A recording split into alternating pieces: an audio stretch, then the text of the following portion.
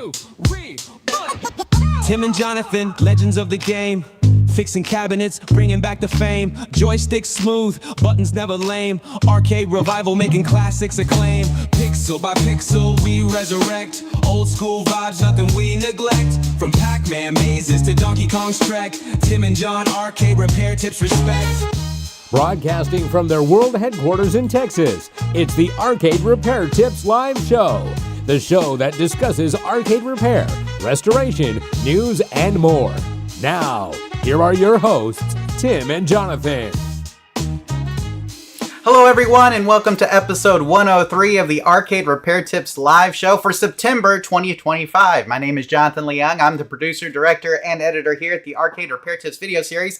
And joining me today, as always, is Mr. Arcade Repair Tips himself, Tim Peterson. Tim, how are you doing? I'm okay, John. Ready for some cooler weather to get. It's not here yet, but I heard we're getting a break next week, so maybe so. Absolutely, yeah. It's still kind of hot here. Now, we have had a mild summer overall here in Texas, which I'm very grateful for, but it's still hot, Tim, especially when you're in a room that has heat in the summer and cool in the winter.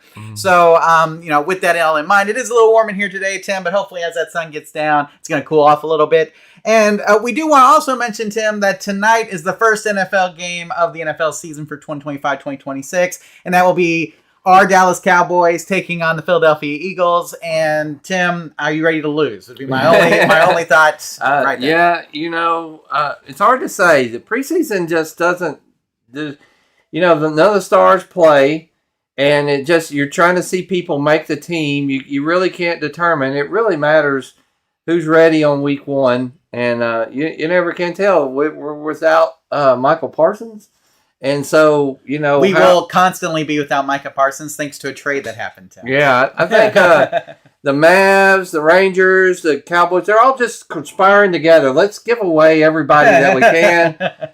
I don't know. Now, don't be talking about my Rangers like that. We won a World Series 2 years ago, Tim. So right. I'm still riding that high. But we can talk more about sports and things in the after show. Let's get to the arcade repair talk, shall we? Now, before we get into any of our outline questions, Tim, for the previous month, let's go ahead and take it over to the live chat, guys.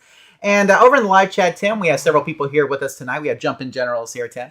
And he says, who needs cable TV when we have arcade repair tips? That's right, exactly. So let's see. Real Hammer Billy Lee is here. He says, what's going on, guys? Then we have Dragon Punch Davis here. Hello, Tim and Jonathan. Happy Thursday, everyone. And Paul Dre is here, and he says, go Eagles, Tim. Okay. Just if anybody's interested in point spreads and things like that, Tim, I believe we're underdogs by 8 points. Do you think we'll cover the spread, or do you think that we'll score less than 8 points than the Eagles will? 8 points less than the Eagles will. If either we win or we lose by at least 2 touchdowns. I don't see it being close. Exactly. I think we might somehow pull off a close win, but if we lose, I think it'll probably be a couple touchdowns. So I don't know if I would be betting on that 8-point spread tonight. Exactly. If I was a betting man, Tim, I'd bet the under. I certainly would, yeah. I don't think there's any way that we score within 8 of the Eagles tonight. That's just me. But I'm playing fantasy football for the first time in a couple years, so who knows? I do got CeeDee Lamb on my team, so maybe we'll see how he does tonight. Absolutely. So, okay, we do want to remind you, obviously, the people in the live chat already know this, but we do want to remind you, those of you who may not know this, that you can interact with us during the show by leaving your questions and comments in the live chat, Tim. And Paul Dre is here, but I also recommended him 2 joysticks, Tim, who says, I have several chassis that need to be repaired. Do you have a recommendation on who I can send them to for a quick turnaround? I recommended Paul. And so Paul's in the live chat, joystick. So if you guys want to meet up right here, right now, this is the time to do it. So you can just ask Paul himself what his turnaround time is currently, and I'm sure he'll give us an answer. So, Tim, but we like Paul for monitor repair. There's several other people we have listed on our resources page at arcaderepairtips.com/resources under that heading that says monitor services and repairs. And you can just go to any of those people. We have Chad at Arcade Cup is one of those people, Tim. We have Enrique at Sharp Image Repair. Who else do we recommend for monitor repair? Our friend Scott does monitor repair. Yes. And so you can also ship it off to him as well if that's something that you're interested in. But Paul is usually here in the live chat with us, Tim. So it's easy for me to recommend him since he's here with us. Right. So Paul, if you want to let Joysticks know what your turnaround time is, you may have some work coming your way. So that's always great to have, Tim. Sure. So it is kind of officially fall, I guess. Kind of officially fall. So we're getting into it. Hopefully you guys are getting back into your routines and things from the summertime and everything like that. Tim, I know you've been traveling a little bit. What's been going on with you?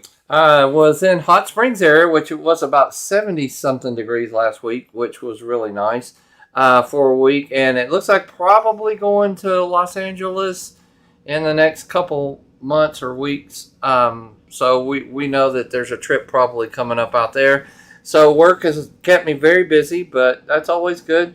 That's how we make money is when we work, right? So Absolutely. Can't afford to play the game if you're not working. So always enjoy the traveling and stuff. Hot Springs is always one of my favorite places. Every time I go up there, I start looking at homes for sale. I would love to own a house and maybe rent it out part-time and then stay up there occasionally. It's just one of my favorite places. Have a nice vacation. Yeah, if you've never been there before, I'd highly recommend. It's a good place. Good people, too. Always enjoy my trips to Arkansas. Okay, sounds good. Well, we're glad you had a good trip, Tim. We'll get into some other things that we did. Well, obviously, Labor Day happened earlier this week, so all of us have a short week. And me and Tim were talking before the show. It seems like the short weeks are the longest sometimes. Yeah. Trying to cram 5 days into 4 is kind of tough, isn't it? Exactly. So, that's how it's been for us as well. Paul just chimed in, said, I always try to keep it around a 2-week turnaround time. That's so good. 2-week turnaround time, that's pretty quick And for I a monitor think- repair. Yeah, as far as people that like Paul and use Paul, I've heard that mentioned several times that he's one of the most reasonable and one of the most fastest turnaround times. I think he prides himself in doing both. So you can't go wrong if you use Paul. He will do his best. Absolutely. So, okay, well, I think we're caught up on the live chat, Tim, and we do have some questions that were sent in this month, and so we will be going over those, Tim.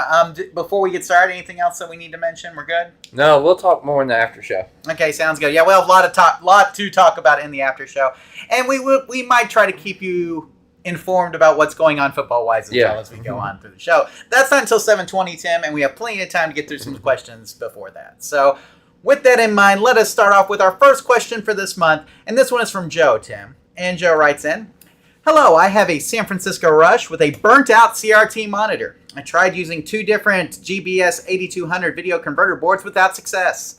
When first powering it up, the screen is mostly a pinkish color. When I followed instructions on the clamp setting, running it down from 90, the screen goes black at 62, and I go down one more to 61 as instructed, but I cannot get the screen back. Do you have any ideas on how to fix this? Are these boards faulty or just not compatible? Thanks.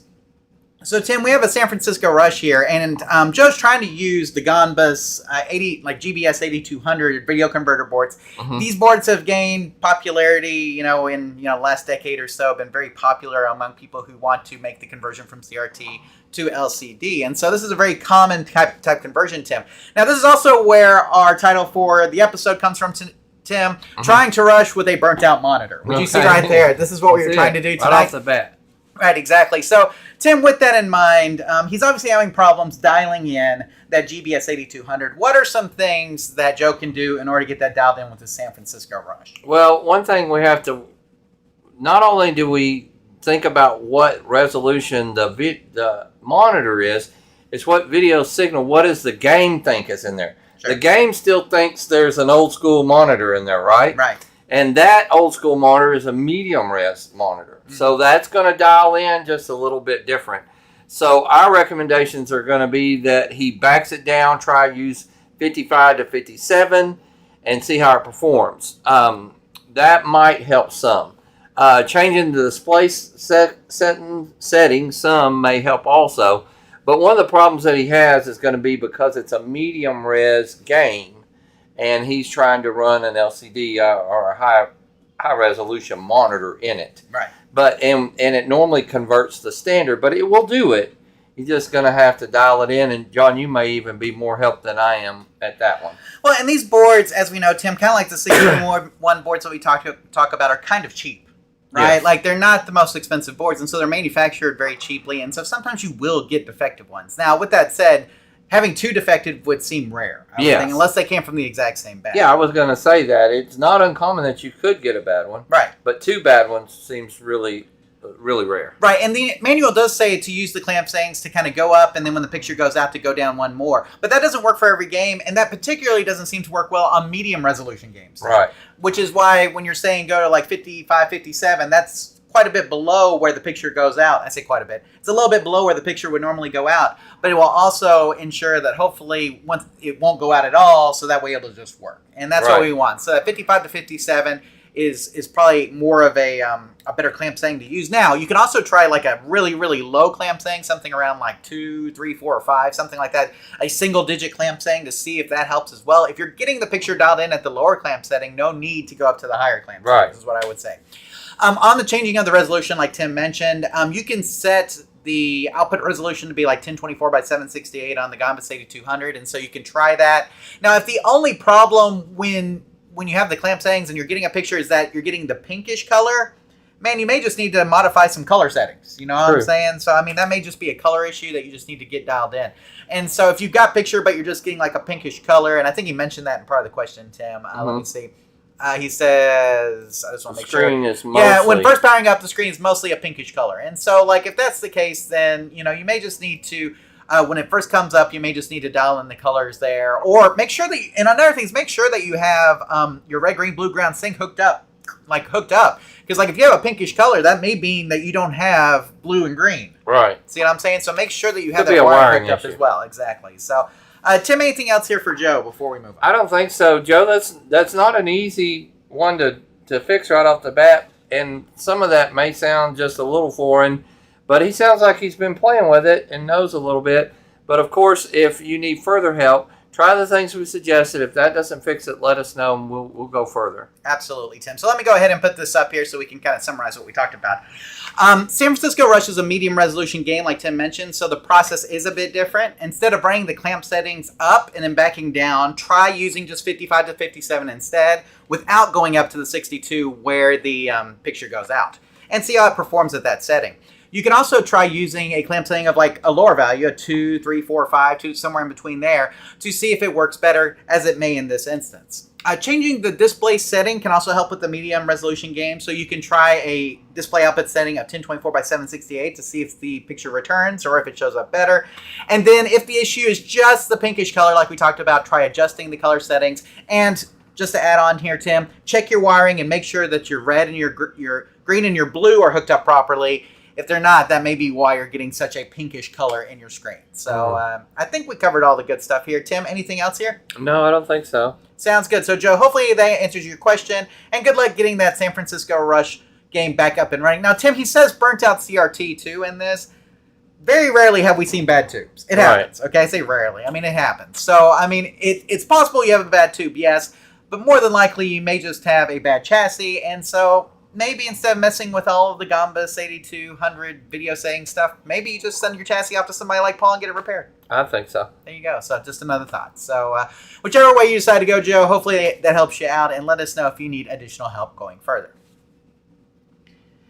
Come back over to the live chat here, Tim. Jumpin' General says, played one of the 16-1 boards. I didn't realize several games in the list have poor sound. Gyrus is one of the worst in the 16-1 list. This is correct, yes. Galaga, Gyrus have bad sound. What else on there doesn't sound quite right? Well, there's several games. Yeah. Most every game has some kind of glitch like that. For sure. So, yeah, the 16-1 boards, the sound quality is not great. And so, I was about to say, the reason why it's popular is because it plays 60 great games. It does not always play them well. Is that a good way to say it? And it's cheap. I mean, the price of a 16-1 is super cheap. And so if you want something more true to like the original board set, look at a BitKit, right? Something like that, because those are a little bit, those games emulate a whole lot better. But 16-1 is cheap, and it emulates most games good enough. Is that a good way to say it? Yeah. Good enough. So let's see. Matthew says, I wish they still made CRTs. Yes, we wish they could too.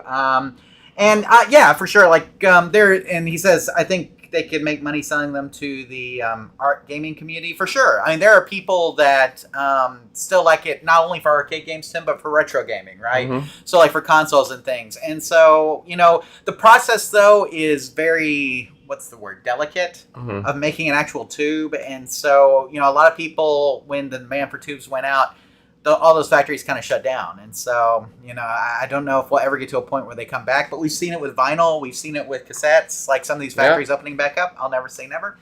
But he says people are willing to pay like $2,000 to $3,000 for OLEDs. That is correct. I'm sure gamers would pay really good money for new CRTs. Really depends. I don't know what the market is, Tim. I really don't know. Either. And there's enough CRTs out in circulation nowadays that most people who want one can probably find one. Yeah, and get repaired what you have. Exactly. Yeah, exactly. So I mean, at some point, I don't know, people may revert back to them, but I think most people are happy with LCDs. When people have arcade games and we ask them if they want to fix their CRT or they want to put in an LCD, I can tell you 80% of the time, 90% of the time, they're going to pick an LCD. So not everybody is that hung up on CRTs. So it just depends on who you are. So, but I think it could happen at some point if demand is there, obviously. So. Okay, Tim, we are caught up in the live chat, so I will continue on in our outline with our next question from Jeremy, Tim. Okay. And Jeremy writes, I'm having a problem with my Miss Pac-Man monitor. The entire screen has a horizontal wave from right to left. There also seems to be some dead lines horizontally across the top of the screen. I have tried cleaning the isolation transformer, the 4-block fuse holder, and fuses. I have checked grounds between the power supply board, the monitor chassis, and the line filter, and that looks fine. Any help would be appreciated. And Tim, he did send a picture here to let us know what he's got. Mm-hmm. Now, Tim, there are some key words for sure in this that I know you're picking up on. Yeah. Why don't you go ahead and inform the audience here of some of those key words that we're talking about? Well, he says it's got a horizontal wave from left to right. Or right to left. Yeah, right to left. Right. That's right. So right to left. Mm-hmm. So what does that indicate to you? Well, that he's got some kind of lumbar issue. Right. And that's what I would think that problem is. And he tried to clean the 4-block fuser. I would just go ahead and replace it. Right. And Bob Roberts has a really good article and talks about that and has the parts for that. The next thing that he says is, what did he say? Lines at the top. Yeah, lines so at the top of the in screen. looking at that picture, it's just some vertical lines going across and the bottom looks okay. And that usually is a cap on the chassis, so we would recommend doing a cap kit mostly. Yeah, these are pretty routine repairs, I think, for most older arcade games. I mean, just over time, you're going to have to do this. Humbar, Tim, is something that's very common in Pac-Man cabinets especially. And while cleaning the fuse holder can help, a lot of times you just have to outright replace it, correct? Most of the time. It's there easier. You go. Now, that is not the only way to solve the humbar. We should say that. That's just like the most common repair, right? Right. And it doesn't fix every one either. No, it doesn't. That's what we're saying. So there may be some other repairs that you need to do. And Tim, one of the things we'll talk about here is the edge connector. If the edge connector is not making a good connection to the grounds, that can cause humbar as well. So you need to check that along with the 4-block fuse holder. Tim, I'm going to go ahead and put up the outline here so we can talk about it, though. The horizontal wave that you're describing sounds like a humbar issue. Try replacing the fuse holder and checking the edge connector to make sure that all of the pins are making a good connection to the board, especially the grounds, Tim. That seems to be the problem. So if the 4-block fuse holder does not fix the issue, make sure that the ground pins on the chassis, on the edge connector for the chassis, are making a good connection to the edge connector. Okay, and you can get the Pac-Man kits, or you can rebuild that edge connector. Sometimes you have to do that in order to get it to make that connection again. And so those are just some things to keep in mind. But usually it's either something with the fuse holder, replacing the fuse holder will fix it, or making sure that your grounds are making a good connection to the edge connector. Usually between those two things, you're probably going to knock it out. And like Tim mentioned, you can go to therealbobroberts.net/hum.html, and he has an entire article all about it. We have it linked down in the show description as well if you need to see that. And if you go to our website in the post for this episode, you will find that link as well. Now, as for the horizontal lines, and Tim, we have the picture here so we know, it's probably related to some bad capacitors on the monitor chassis. Try installing a cap kit on the chassis, see if it helps the issue. Please let us know if you require assistance identifying your monitor, make, and model, as you will need this in order to order the correct cap kit. Yeah, so if you're not sure what cap kit to order, then let us know. Take some pictures of your monitor chassis, send them over, and we can tell you which one to order. Tim, you can get cap kits from Arcade Parts and Repair, Syracuse Semiconductor, Arcade Shop. Where else, Tim? Mike's Arcade. Who else am I forgetting? What's the one in A ton of California that we like to use? I can't remember all of them. There's too many. Zan Electronics. Yes, Xanon. So, I mean, there's a million different places that sell cap kits. In fact, if you go to our resources page at arcaderepairtips.com/resources and you look under arcade parts and arcade vendors for parts and things, you will find a whole list of people who will probably have a cap kit for your monitor.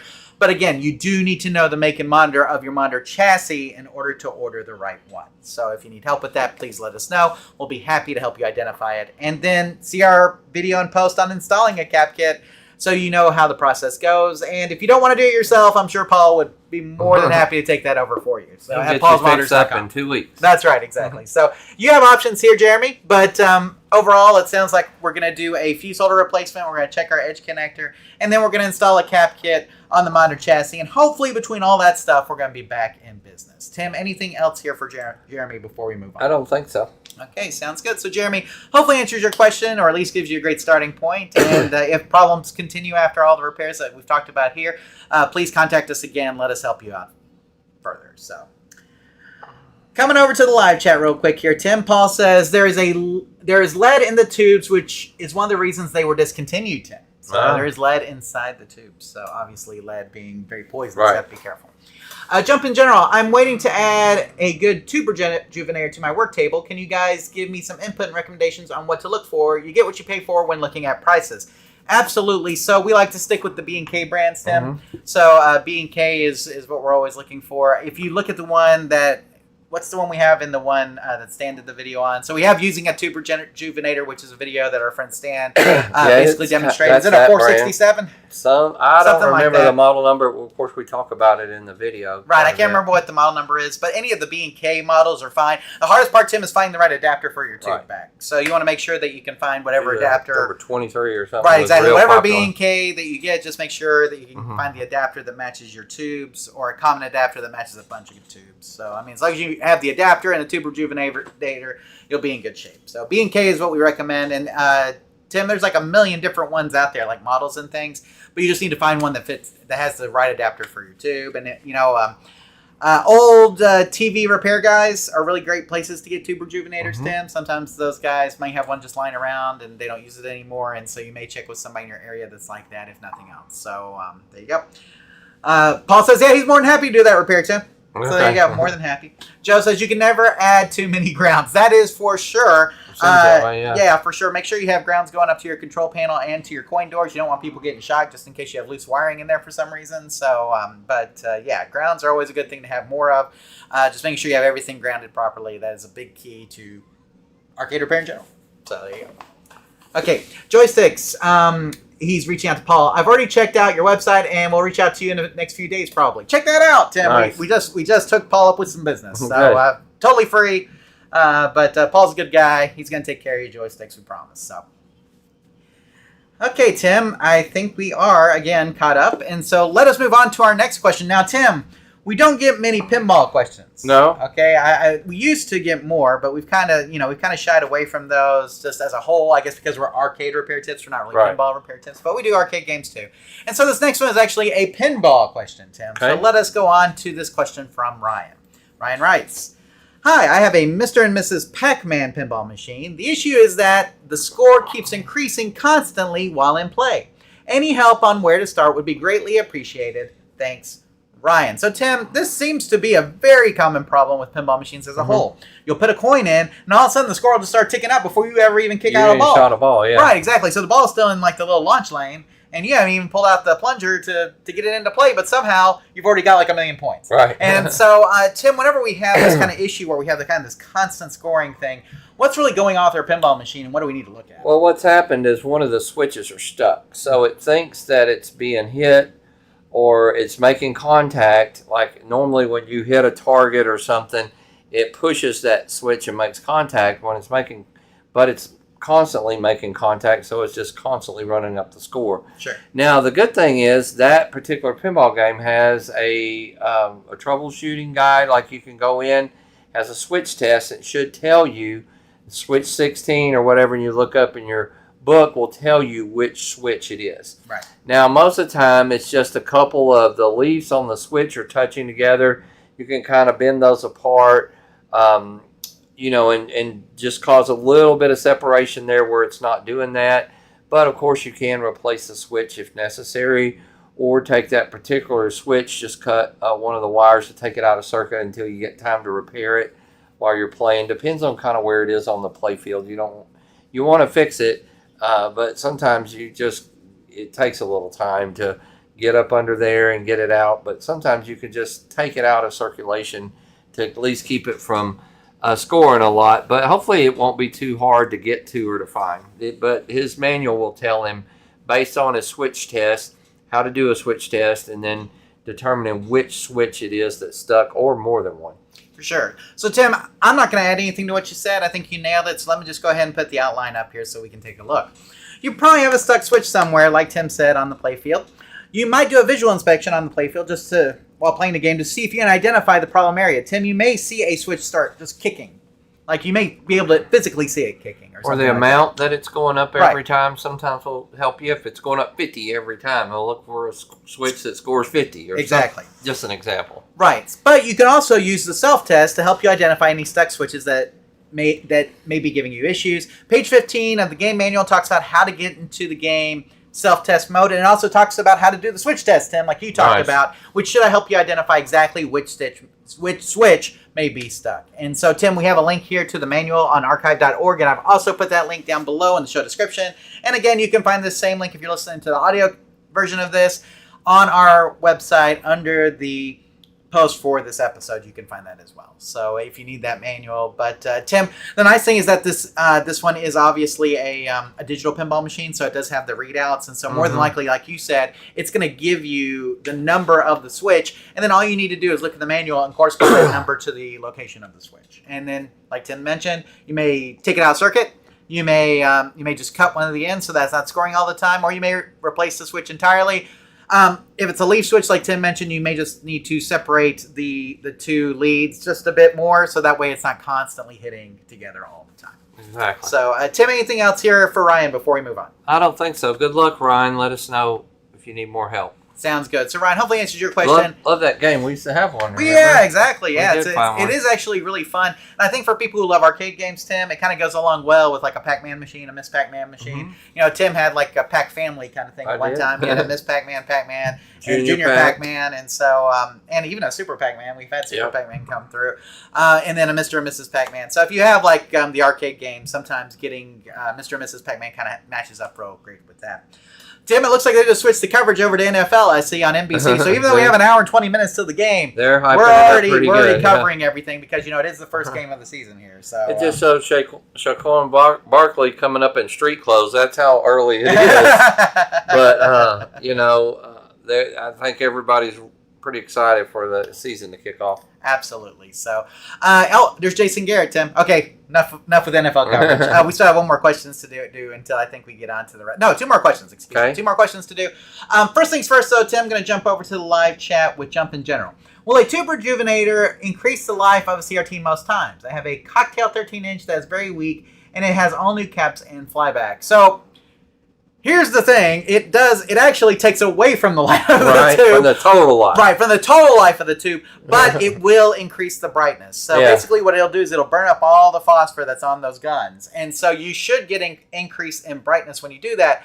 But by making that burn, Tim, it actually kind of burns out those little phosphor beams, the little beams that are in there. And so in a way, it actually takes away from the longevity of your tube, but it also makes your tube perform better. Right. So it's like, what do you want? You want a really dark tube that's going to last a really long time, or do you want a really vibrant tube that you may cut the life on just a little bit in order to get that way? So, it's kind of a catch-22. It just depends on what you want. If we ever have a problem with a monitor where we don't get the brightness where we want it, we use a tube rejuvenator every single time. And Tim, I don't think we've ever seen an instance where a tube has gone out because of it. You know what I'm saying? So. I mean, here's the thing. The tubes are so old at this point. If they go out, they're going to go out. Right. So, I mean, there's nothing, I was about to say, there's nothing really additional. It's going to go out if it's going to go out. And so, in this particular case, I think there's no problem using the tube rejuvenator, especially on a 13-inch monitor. I think it'll be fine. And so, and hopefully it will increase the brightness once you hook it up. And so, but if you've done everything else, you've tried everything else, that's definitely the last thing to try, I would say. So, if you had 10 more years to live, do you want to live your best life? Or right, you exactly. just want to kind of peter on. Go on 11 years, right? So if you could live 10 good years versus 11 sad years or something, Right. what would you do? Exactly. So exactly. that'd be my opinion. For sure. But somebody else may, if anybody else has an opinion or knows that's just for what we research and what we've studied before, is that it does tend to shorten the life. Correct. So, Total okay, life. let us continue on with our next question from Greg, better known as the Regzer Tim. We've had quite a few from him in the past. Okay. He says, I bought an NBA Jam 4 player and noticed the white pin, the sync on the video connector, was loose. I wonder if I should buy a new connector, cut the wires, and try to repin them. Is there a different option like buying a whole connector already pinned on both ends, popping out the end from the JAMA harness and pushing in the new connector? For both ways, what tools do I need to do this right? Do you have a different method? I really don't want to buy a whole new JAMA harness for this cab. Greg, the good news, Greg, is I don't think you'll have to. I think this is just one little wire. And Tim, I know he sent this picture, and you can, if you zoom in close, you can see, but it's kind of hard to see. It's kind of popping out. Yeah, exactly. It's kind of hard to see for some of you guys who may be on the stream there, but you can see it. It is definitely just coming out just a little bit. And so I think he's just worried about over time, Tim, that may inch its way out even further and then cause issues. And so what would you recommend Regzer do, or Greg, do in this particular case, Tim, in order to get that sync pin back to where it is making a really great connection with that pin? Well, what I would do in that case is go ahead and pop out that pin and go ahead and take it off, strip your wires, whatever. You cut it right at the end, or pull it hard enough, it'll probably come off. Restrip the wires and put a new one in and pop it back in. Now, make that sound easy. We have some videos on how to do it, but it's pretty simple. What we usually use is, they do make tools just for this. Usually we just use a really small flathead, and you push in on the white connectors, which we have a whole bunch of them over. I know. On which side do you want to push in? it on the side where the silver tab, I guess, or bar is showing. Okay. Because as you push that in, it's what's holding it in there. When there's a locking tab. Yeah, it's a locking tab. So when you push it in, you should be able to pull it right out. Just push in right on the metal, take that flat piece of screwdriver and stick it in there pretty hard, and it should pop right out. Yeah, so I have a paper clip here, Tim. I wish I had an actual pin. But I was trying to think of how I could bend this thing to kind of make it. So, like, a lot of times you have, like, just a little tab that's kind of sticking out from the wire. Kind of like that. Yeah. And what you want to do is, that's the part that kind of keeps the pin into the connector. And so what you want to do is you want to push that down to where you can just pull the pin straight out. Right. And so it's kind a of locking spring. tab. It's like a spring, you know, Right. and it's up there, and when you push it down, then you can pull the whole thing out. Right. And then when you put a new one in there, you're just going to push it in, and it's going to go past that opening and lock in. Right. And so it's really not that hard. I know we've got some videos surely showing us doing that before. I think we do. I mean, it's hard to... Molex pins or something. It's hard to see, though. It's hard to show on camera because it's so inside the connector a lot of times. But, so what you'll do is you'll insert that screwdriver on the side that you would normally put the... on the non-wire side, right? Non-wire side. See if you can push down that pin, then pull it out from the back where the wire is. Take off the little spring pin, put another one on, and then push it in until you hear the click. Right. And you'll be good. You got to turn it the right way so Yep. that once it hits there, it stays there. And that's what you see lined up all across there. Those little metal tab all the way across. Those are actually the pin flaps that have locked in. Locking tab, right? Yeah. Exactly. So let's go ahead and throw this up here, Tim. He does a better job of explaining it than we have right now.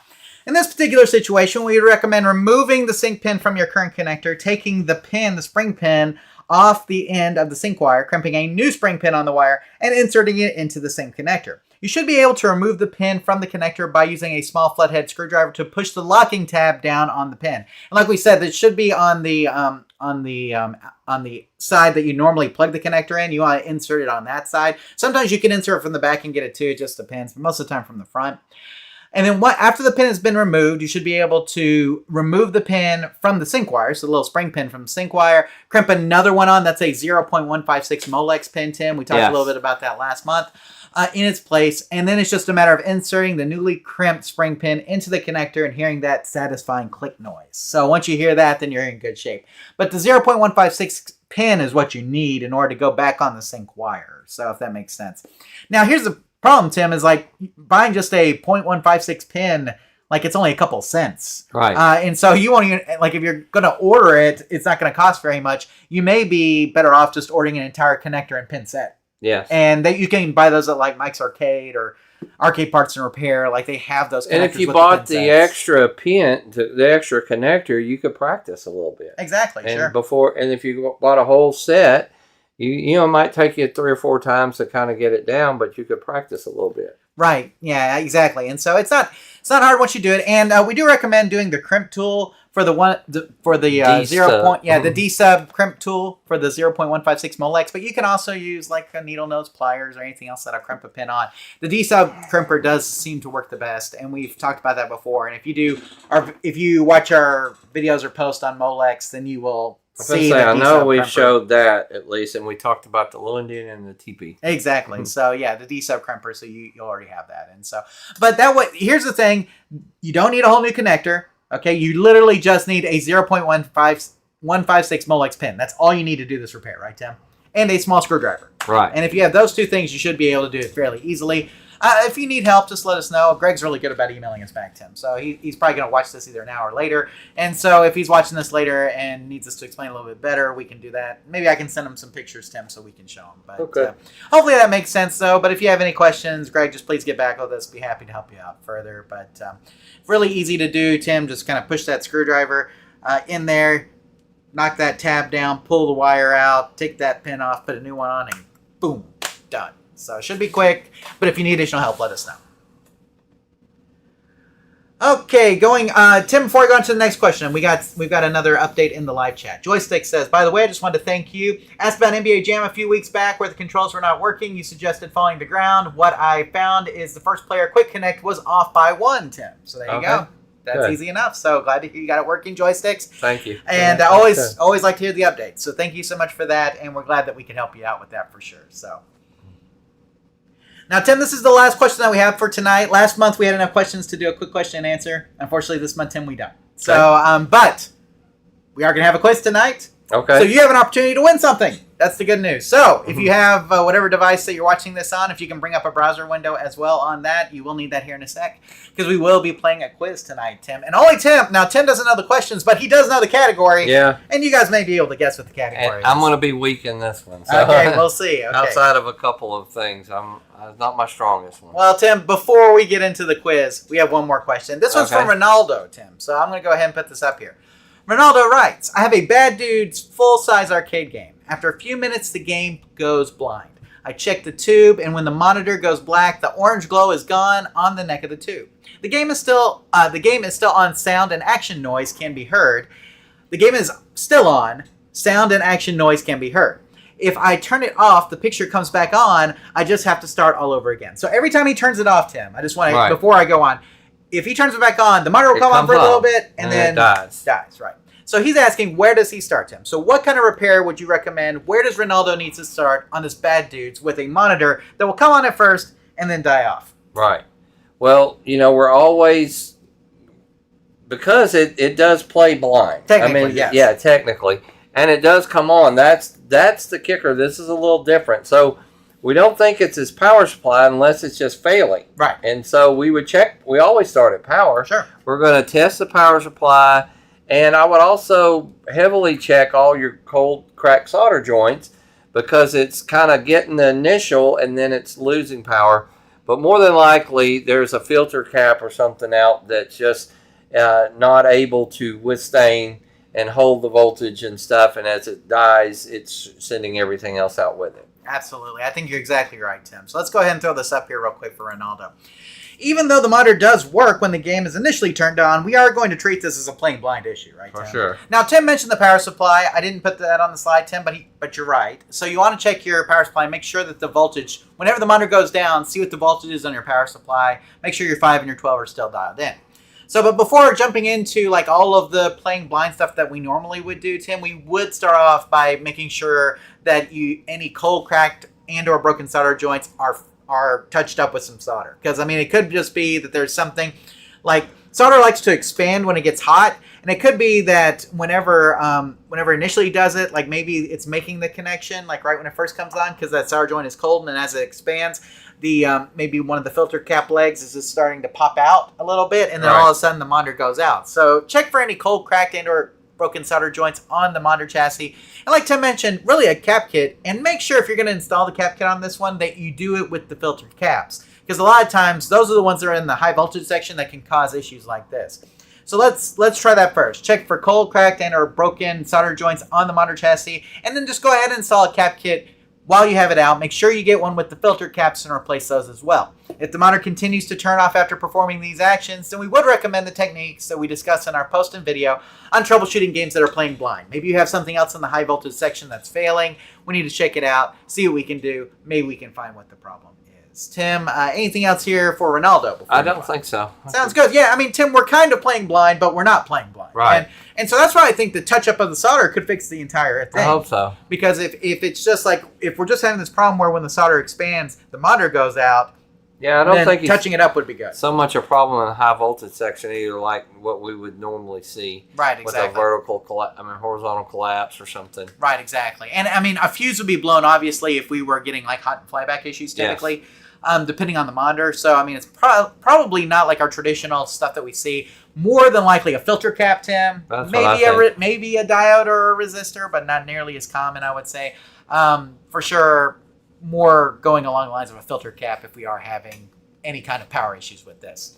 So, Reynaldo, hopefully I answered your question, and good luck getting that bad dudes playing 100%. Tim's kind of frustrating when you...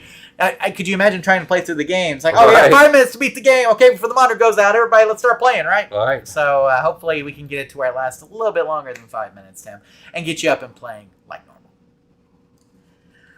Coming over to the live chat here, Jumpin' Generals next. You guys have your own collection of games at home. The games behind you, how often are they played? So the games behind me, how often are they played? Never. No, I mean, sometimes they are. Holiday parties. Yeah, exactly. Like I mean, it's, not very often, unfortunately. Tim is a witness to how trashy this place is right now, but he will also be a witness to say that it was better than the last time he came over. So, we're making progress. Exactly. My wife really wants to have a, don't do that to me. Sorry. They're putting up did you see that slide? Yes, I saw it. They put up Luka Doncic and Micah Parsons up there, guys. It just totally took my focus off. But no, my wife would like to have a Halloween party here. So if that's the case, then we need to get started, like, I don't know, now. Right. So we're slowly going through things. But I had a shelf of, like, my baseball memorabilia just fell straight off the wall. And then the light above there went out. So I don't know if we had something just rumble, like, really bad over there and just kind of it makes you wonder. There's nothing wet. There's nothing damp over there. So, I mean, it's weird that it's just, like, in that corner. So I don't know. But with that said, there was some heavy stuff on that shelf. And enough little shaking may have just... Honestly, I play more games out in an arcade or bar or whatever more than I play them at my home. For sure, me too, unfortunately. Sure. Kind of sad, but it is what it is. Joe, electric leaf blower, air mattress inflator, blow components when the monitor goes out, and you will find which one got too hot. There's a great thing for you to do. You can also use like an infrared heat meter or something like that. Any parts that get really hot, obviously, are probably causing some issues. There's apps that show that kind of stuff. Thermal kind of cameras and things like that. So definitely something to keep in mind as well. Well, Tim, are we ready for some quizzing? Let's go. Okay, it's quiz time, everybody. So, as you guys know, you need to go ahead and get your browser windows opened for our quiz tonight. I'm going to go ahead and launch the screen here so we can see it. So you want to go to play.triviamaker.com in your browser window, play.triviamaker.com. And here is the code, Tim. I'm going to just put it up here so everybody can see it. So the trivia tonight is an arcade football quiz, Tim. So it's an arcade football trivia quiz. So all of the questions tonight have to do with arcade American football games, not soccer. Okay. Arcade American football games. So if you know all of the arcade games that center around American football, you're going to be in really good shape tonight, Tim. Now, I am going to say this is a little on the difficult side. Okay? Warning up front. But if you'd like to join us for the quiz tonight, all you need to do is go to play.triviamaker.com in your browser and enter number 910256 right now. And make sure you put your name in there. Put something that matches like your YouTube name so we know who's who and all that kind of stuff. Tim is joining the game. Again, Tim knew what the category was, but he did not know what the questions are. I haven't seen any questions. Right, so he knows that it's a football quiz. He does not know what the questions are. I have not done any studying. Right, exactly. So, but if you would like to play against Tim, are you in, Tim? Yep. Oh, join game. We're going to see how. Oh, there's Tim. Okay, there's Alan. There's Real Hammer. Oh, look at that. Everybody's coming in now. Okay, we're going to give you guys just a couple of minutes here to get in the thing. We're going to see how Get in good the a quiz. guesser I am tonight. There you go. So again, play.triviamaker.com. Now here's the thing, Tim. We usually give out prizes. Just saying. So I don't know what I'm going to send you, but I'll send whoever wins something. Okay, Go, Joe Tim. Holt's here. So if you want to, I mean, look, here's the thing. There's usually less than 10 people, Tim. You have a Right. 1 in 10 chance, even if you don't know anything, of getting in there. Now, while we're waiting for some more people to join, Tim, I should mention that you need to follow your app. Follow what's on your browser window. Do Not the not screen. follow the video, because sometimes the YouTube video lags behind the questions that are on the app. So make sure you're following your app. Do not follow the YouTube video, because that's what's going to gauge how fast you get in.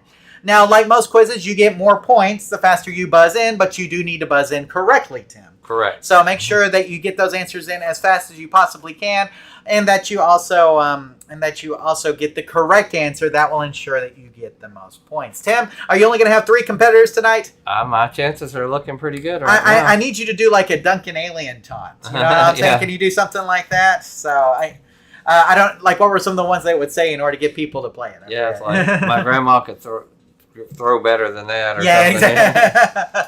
So again, if you're listening or watching, sometimes, Tim, the video lags behind, so we're going to give everybody a little bit of time here.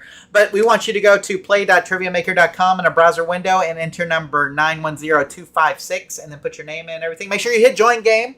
Tim had already put in all the stuff, but he didn't hit join game. Yeah. So make sure you hit join game to get in the game. And here in a minute, we're going to start doing the questions. Should I play some music? I'm trying to see all I've got. I've only got like the stuff that we I've only got the stuff that we have from the the stuff. Should I play this one? Sure. Okay. Hopefully it's not too loud. If I start playing it, you won't be able to hear us. So I'll just remind everybody real quick, and then I'll play the '80s hair version of the intro real quick. I think. Which one is that, Tim? I have to see what it is. But again, play.triviamaker.com and enter number 910256. And while we're waiting on that, I'm going to play something. I don't know what. Here, what do we got? Oh, here we go.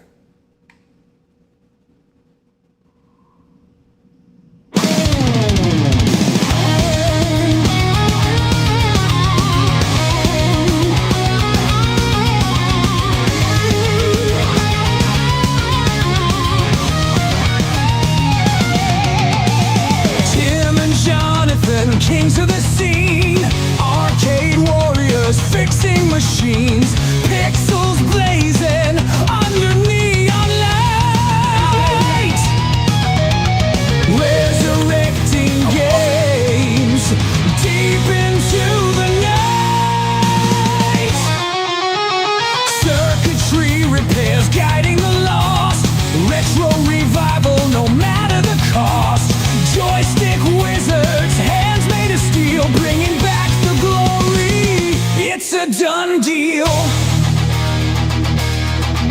Game over's never final in their domain. Tim and Jonathan, they break the chains. Insert coin, life's battleground. Arcade champions, never backing down. Cable in. Okay, I'm going to leave it right there. Okay, we got Paul in. Anybody else? This is your last call here.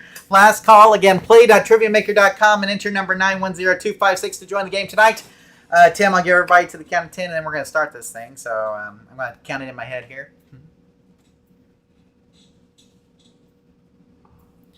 5. Okay, Tim, I think we've got our players for tonight. We have 5 competitors here for our arcade football trivia quiz. Now, what I say, Tim, all of these questions all center around arcade football games. Okay. Arcade American football games. So now some of these are tough, warning you up front. Okay, so you need to be ready. Again, a reminder, make sure that you follow your screen, your browser window. Do not follow the YouTube video. We may be a bit behind. And so make sure that you're following your browser window to answer the questions as we move forward. Tim, are you ready? Let's go. Let's do it. Here we are, Tim, with our football quiz for episode 103. And here we go. First question. Which arcade football game uses trackball controls instead of a joystick? Or instead of joysticks, I should say. Which arcade football game uses trackball controls instead of joysticks, Tim? You ready? Here we go. 3, 2, 1, and go! Here we go. And the answers are High Impact Football, Madden NFL, NFL Blitz, or Atari Football, also known as X's and O's. Everybody, lock in your answers. You have about 5 more seconds here. Which arcade football game uses trackball controls instead of joysticks? High Impact Football, Madden NFL, NFL Blitz. But those of you guys who know, no, it's Atari Football, X's and O's. Tim, did you get that one right? I got that one right. Okay, we got that one right, Tim. Let's see how everybody did there. Okay, we're coming over. Oh, Tim is in the lead now. Alan was super close to you, almost buzzed in just as fast. Paul also very close. Real Hammer is close as well. And Joe, I don't know if Joe got in there in time. So, yeah. Joe, if you're watching the YouTube video, make sure that you're using your browser window and don't go by the YouTube video. Go by your browser window. That's very important when we're doing these questions. But right now, Tim, you're still in the lead. Look at you. Okay, so can you hang on to that? Is the real question, Tim. So are we ready? Ready. Let us go to our second question, Tim. Which arcade football game produced by Konami in 1997 is described as a 3D football simulator with attractive graphics and sound? Which arcade football game produced by Konami in 1997 is described as a 3D football simulator with attractive graphics and sound? Here we go. 3, 2, 1. Go! Okay, here we go. And the answers are Madden NFL, All-American Football, Rushing Heroes, and Quarterback. Which arcade football game produced by Konami in 1997 is described as a 3D football simulator with attractive graphics and sound? Madden NFL, All-American Football, Rushing Heroes, and Quarterback. And Tim, I must have given you a little extra time on this one because I thought it was harder. So, because it looks like we're getting a little bit, finally getting down to about the 5-second mark. 4, a little bit less, 3. Oh, man, 2. Oh, Joe, come on, Joe. Get in there. Come on, you can do it. You can do it. And the answer is Rushing Heroes, Tim. Rushing Heroes is the answer. Okay, let's see who all got that one. Oh, Alan and Real Hammer Billy Lee, Tim. Both got that correct. Unfortunately, you and Paul Gerry did not, Tim. Mm-hmm. So you guys are lagging in 3rd and 4th place. And Joe, we still need you here, bud. So make sure you're watching your browser there as we continue on. So Alan is in 1st place right now by just a little bit. Real Hammer Billy Lee close behind. Tim is, of course, in 3rd and Paul in 4th. Let us continue on with our next question, Tim. Which arcade football game is known for its exaggerated tackles and lack of penalties? Tim is already anxious, I know, to get this one right. Which arcade football game is known for its exaggerated tackles and lack of penalties? Here we go. 3, 2, 1, and go! The answers are Madden NFL, Tecmo Bowl, NFL Blitz, and Football Bros. Which arcade football game is known for its exaggerated tackles and lack of penalties? Madden NFL, Tecmo Bowl, NFL Blitz, or Football Bros? Hopefully you guys locked in your answers, because right now we found out the answer is NFL Blitz, of course, Tim, right? Right. So let's see how everybody did. Okay, no movement in the standings, but we did see Tim got it and Paul unfortunately did not. So look at that, Tim. So that means you're catching up to the leaders. Still got a chance, Tim. But Alan is still in the lead with 247. Real Hammer with 213. Tim with 174. Got some hard ones, got some easy ones, Tim. Kind of mixing it up tonight. So let's go on to the next question. Which arcade football game allows users to select from a list of college teams in addition to pro teams representing the 26 cities and regions which the NFL had teams in 1989? Okay, so that 1989 is a big clue here. Which arcade football game allows users to select from a list of college teams in addition to pro teams representing the 26 cities and regions which had NFL teams in 1989? Here we go, Tim. Ready for the answers? Here we go. 3, 2, 1, and go! The answers are Football Frenzy, High Impact Football, 10-Yard Fight, and All-American Football. Which arcade football game allows users to select from a list of college teams in addition to pro teams representing the 26 cities/regions which the NFL teams which had NFL teams in 1989? And the answer is All-American Football. And it sounded like nobody must have got that one, Tim. Wow. I got like a big zonk on that. So let's see real quick. No, nobody got it right. So that was a great equalizing question, Tim. Apparently, All-American Football is the answer. So All-American Football, it was a tough one. And no changes to the rankings, no changes to the points, Tim. So it was a tough one there. I was hoping that somebody was going to get that one. Unfortunately, not. A little tougher. Blew my chance. Nah, that's okay, Tim. You could have made some movement there, but unfortunately you did not. That's okay. More questions to come. And here's the next one. Which arcade football game features robotic players in a futuristic setting? Which arcade football game features robotic players and a futuristic setting? Now, I'm going to give Tim a clue. This is maybe a clue for you. We've had one of these. Yeah. Or at least the board. So, which arcade football game features robotic players in a futuristic setting? 3, 2, 1, and go! The answers are Cyberball, NFL football, 10-yard fight, and Football Frenzy. Which arcade football game features robotic players in a futuristic setting? Cyberball, NFL football, 10-yard fight, or Football Frenzy. Lock in those answers right now as we go. And the answer is Cyberball, of course, Tim. We've had Cyberball boards, haven't we? Yeah. So, let's see you all got that right, Tim. Okay, looks like the standings are not unchanged, changing, yeah. but we do have more points. Alan now has 327. Real Hammer has 300. Tim has 267. Paul at 140, and then Joe still at 0. Joe, man, you can still win, man. So, he said I got booted somehow, but I only knew the first one anyway. He said, so there we go. Sorry, Joe. Sorry you got booted there, but we'll continue on with more questions. Here we go. Which arcade football game features commentary by an insane play-by-play announcer named Manic Max, Tim? Which arcade football game features commentary by an insane play-by-play announcer named Manic Max? Are you ready? Here we go. 3, 2, 1, and go! The answers are Dirty Pigskin Football, Atari Football X's and O's, High Impact Football, or Football Frenzy. Which arcade football game features commentary by an insane play-by-play announcer named Manic Max? Dirty Pigskin Football, Atari Football, Football Frenzy, or High Impact Football? And the answer is High Impact Football is correct. That's what I started putting. Oh, so close, so close, so close. Okay, and so Alan is up. Alan is up to 394 now. Real Hammer Billy Lee at 300 still. Tim P at 267. Paul at 200. And Joe unfortunately got kicked. So, sorry, Joe. Tim, you can still come back. We still have questions. Okay? So let us continue on in our quest to end this quiz. Here we go. Which arcade football game was the first one released on SNK's Neo Geo platform? Which arcade football game was the first one released on SNK's Neo Geo platform? Okay, everybody got that? Here we go. 3, 2, 1, go! Was it Dream Football, Super Football, Football Frenzy, or Football Stars? Which arcade football game was the first one released on SNK's Neo Geo platform? Dream Football, Super Football, Football Frenzy, or Football Stars? Here we go. Everybody get locked in. It looks like Football Frenzy is the answer, Tim. Okay, let's see. Oh, Tim is overtaken. Real Hammer to move into second place.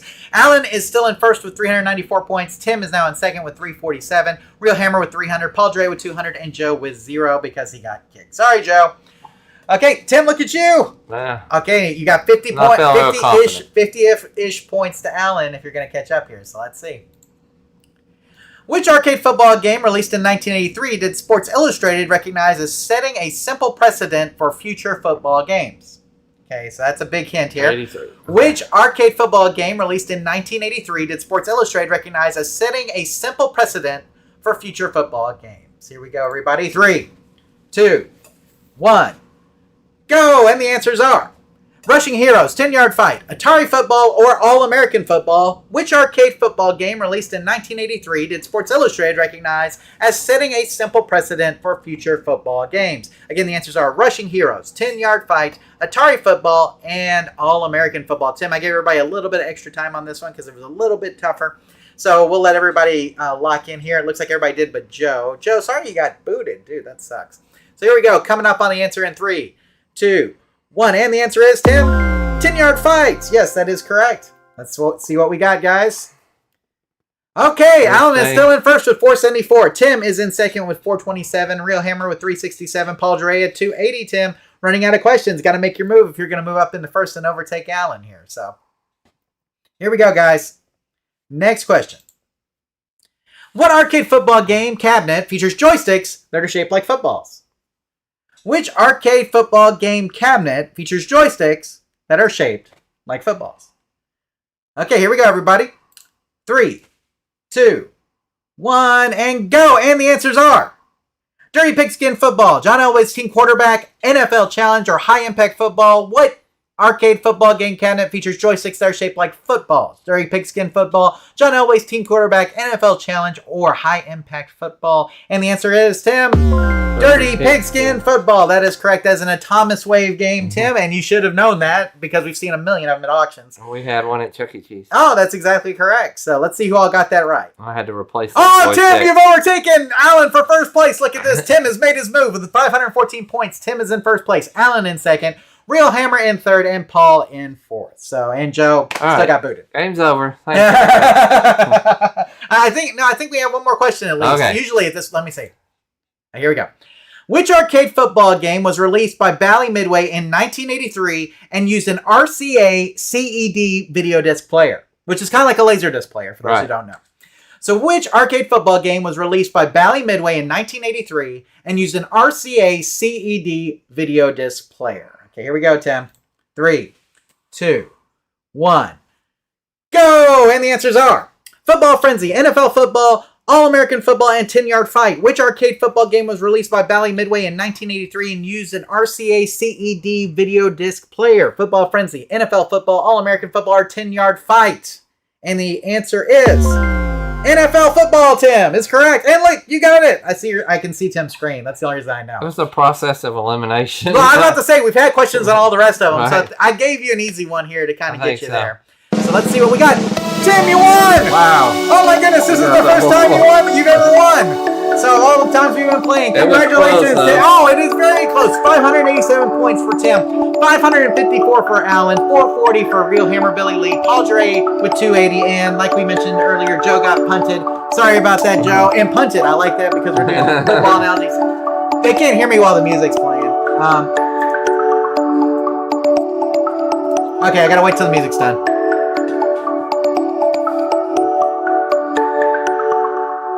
Okay, congratulations to Tim, who wins with 587 points. Alan coming in second place with 554. Real Hammer with 440. Paul Dre with 280. And Joe, like we mentioned, got punted and had 0 points. Sorry, Joe, about the punting. Hopefully next time we can get you in there. Tim, they're changing the way they do the quizzes, so next time it may work better. Like there's an update coming, so maybe with the next one we'll have the update. But Tim, this is your first time you won. Yeah, I was surprised. You can take anything home in that box over there. Pure luck. This is the first time Tim has won. Tim, you know your football arcade games, I would say. Well, we played plenty of them. We really have. You know, 10-Yard Fight, I think, was the one that I thought people might have trouble with. The CED one, I kind of gave you a little bit of a help on just because that one's a little bit tougher. Yeah. So, like, the other games we'd already had as answers. So I was like, I remembered it. And we had the Dirty Pigskin at Chuck E. Cheese. Dirty Pigskin football is very popular in Thomas. And I had to replace those football joysticks before. Yeah, and you can put traditional joysticks on there, but the football joysticks are just for fun, right, Tim? Yeah. So there you go. So thanks for playing, everybody. I can't believe Tim won. He's going to get some sort of prize. I'm going to grab some of this junk over here that I have. I'm going to give him something to take home. I don't know. Parting gift. Actually, I tell you what I'm going to do. Me and Tim have already set a date to go see Tron Ares. I'm going to buy your ticket. That will be your. Better. I was about to say that will be your prize. I will buy your ticket to Tron Ares. So so the next live show will be on the first Thursday of October. The next Thursday is the release of Tron Ares, and me and Tim are going to try to go like that night and go see it. So I hope it's good. I hope so. So. Well, thanks everybody for playing in the quiz. Alan says Goal to Go should have been on the quiz. I own that one. Laserdisc by Stern. Yes, Goal to Go. I forgot about that one as well. I knew I'm forgetting. It's a lot of football games. More than you think. Yes. Yeah. And I was using the Wikipedia list, and like not all of them were on there, and I knew that, and so I'm like, but I need to be able to verify all the answers. So I was like, I'm gonna verify what I can. Goal to Go. I am familiar with a Laserdisc game, and it is very interesting as well.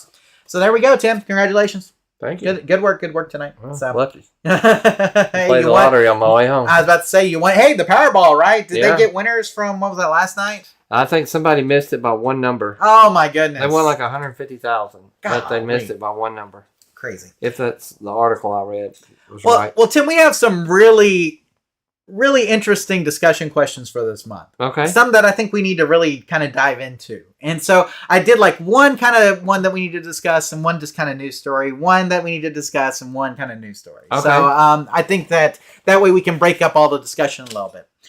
But there were a lot of thoughts on some of these on some of these news stories that we're going to talk about and discuss tonight. And so I do want to get into what other people had said as well. And maybe you guys in the live chat, of course, can chime in and let us know what you think about these stories as we continue.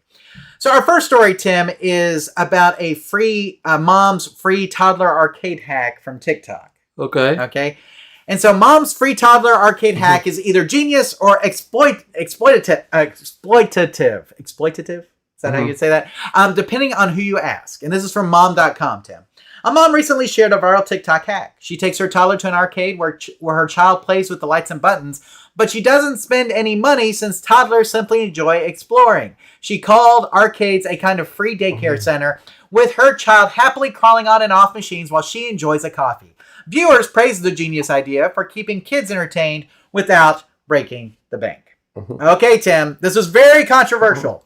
There were half of the audience that thought this is totally okay, no problem. And the other half of the audience thought this is the most terrible thing ever. And so where do you fall? How do you feel about this mom arcade toddler hack of taking your kid to an arcade but not paying any money? Well, having worked in an arcade that was made for kids, we had a toddler area, and I saw it every day. People would just put them on the car because most of them had buttons and lights that push. I always thought it was fun for the kids. And when they got older, they, of course, would buy them tokens and let them play. But while they were little, they didn't really know that it wasn't working or they weren't doing anything, and they're racing cars and having fun. I think it's fine. Just let them, you'll get future customers out of them. Let them play. So we had some arcade owners that were not on the happy side, Tim. But I think most of the people were okay with it for the most part. It never really bothered me. Yeah, I was going to say, let me see if I can find all the comments here so you guys can kind of get an idea. I know we had actually a lot of X posts about this, Tim, and I think that had a lot to do with it. But like I said, it's a really interesting thing because people, like I said, it kind of split. Like I said, I think arcade owners were probably more apt to be on the exploitative side. Where'd she buy her coffee from? I don't know. You know. Daniel says, "Yep, this is no different than when I went through my allotted roll of quarters before my mom came back to get me." Okay, that's true. James says, "Was she staying there watching over the kid? If not, abandonment." Right. Okay, that's true. Sean says, "We all grew up doing it." Probably so. I mean, I remember when I went to the arcade, my parents would always give me money, and I may have gone through the money before before we left, and so I would normally check all of the coin reject, returns and see if there was any money left in there. You know what I'm saying? But I don't know if I would move the joysticks and everything. I just would check all the coin returns. That was kind of my thing. So, Sean says we all grew up doing it. Dan says that's awesome. Tommy says no harm, no foul. Maybe the kid will grow up to love and appreciate arcade games. So that was some of the thoughts. That was some of the thoughts from Facebook, Tim. Let me check our X feed because, like I said, X was very interesting. I thought with some of the things that were on here. Let me see if I can find the too many comments. We've had a lot of comments since the last time I checked it, so which is good. So you guys, thank you guys who follow us on X, by the way. So I mean, our X presence is probably not as big as what we get on our. As far as Facebook, I feel like our Facebook presence is a little bit bigger, Tim. So we don't always have the the same kind of thing. But yeah, I mean, I'll check it here in a second. But what I want to know is what the live chat thinks. Yeah. So, Misfit Chris is here. He says, "Hey guys, Tim." By the way, but what do you guys think? Do you think that this is a fine thing for somebody to do? Take their kid up there and just hit buttons and not pay any money, or do you think that they should at least pay some money? That's what we're asking tonight. And like I said, I'm trying to find the feedback. I should have put it on the thing of some of the people that we had on X. We just read the Facebook feedback, but I wanted to get the X feedback because I thought the X comments were particularly interesting, mainly because there were some arcade people in there. So, Retro Amigo says, "Ma'am, at least buy something." That would be it. Now, the Stinger Report, Tim, who also writes for ArcadeHeroes.com, which is one of our websites that we like, he says, "The operator perspective, signage should say children need to be accompanied. Okay. Inform the individual that the machines are not to be climbed on. Okay. And then give a free trial selection of tokens to placate the mother and show her the better enjoyment in paying to play." Yeah. Do you think that's the right way to handle that? I think that's a good way. Okay. I'm like I said, I was kind of curious. Let's see. And our on Arcade Heroes, they posted and said, this life hack translation, don't support local businesses and jobs so I can be a lazy parent. Yeah. What do you think about that That's take? tough. I think that was very interesting as well, Tim. So, but I think as an operator, I think the way to handle it is I think you should inform people, no unaccompanied kids here, basically. Well, I'll say this too, that and Chucky, you have kid chat, but having a 6-month-old grandbaby, we're very careful about limiting her to what she sees, and like watching TV or just giving her my phone or something, or even me just scrolling. We want her to interact and play and find toys and things and put stuff that blocks and things together, which she is doing very well. But sometimes you're just exposing a child to a little overstimulation if they're that young. Sure. If they're bigger, then they're big enough to pay and play. Yeah. So that may be a different perspective. We're probably going to not be doing that. But, of course, Chuck E. Cheese or something should be a treat anyway, something we don't go to all the time.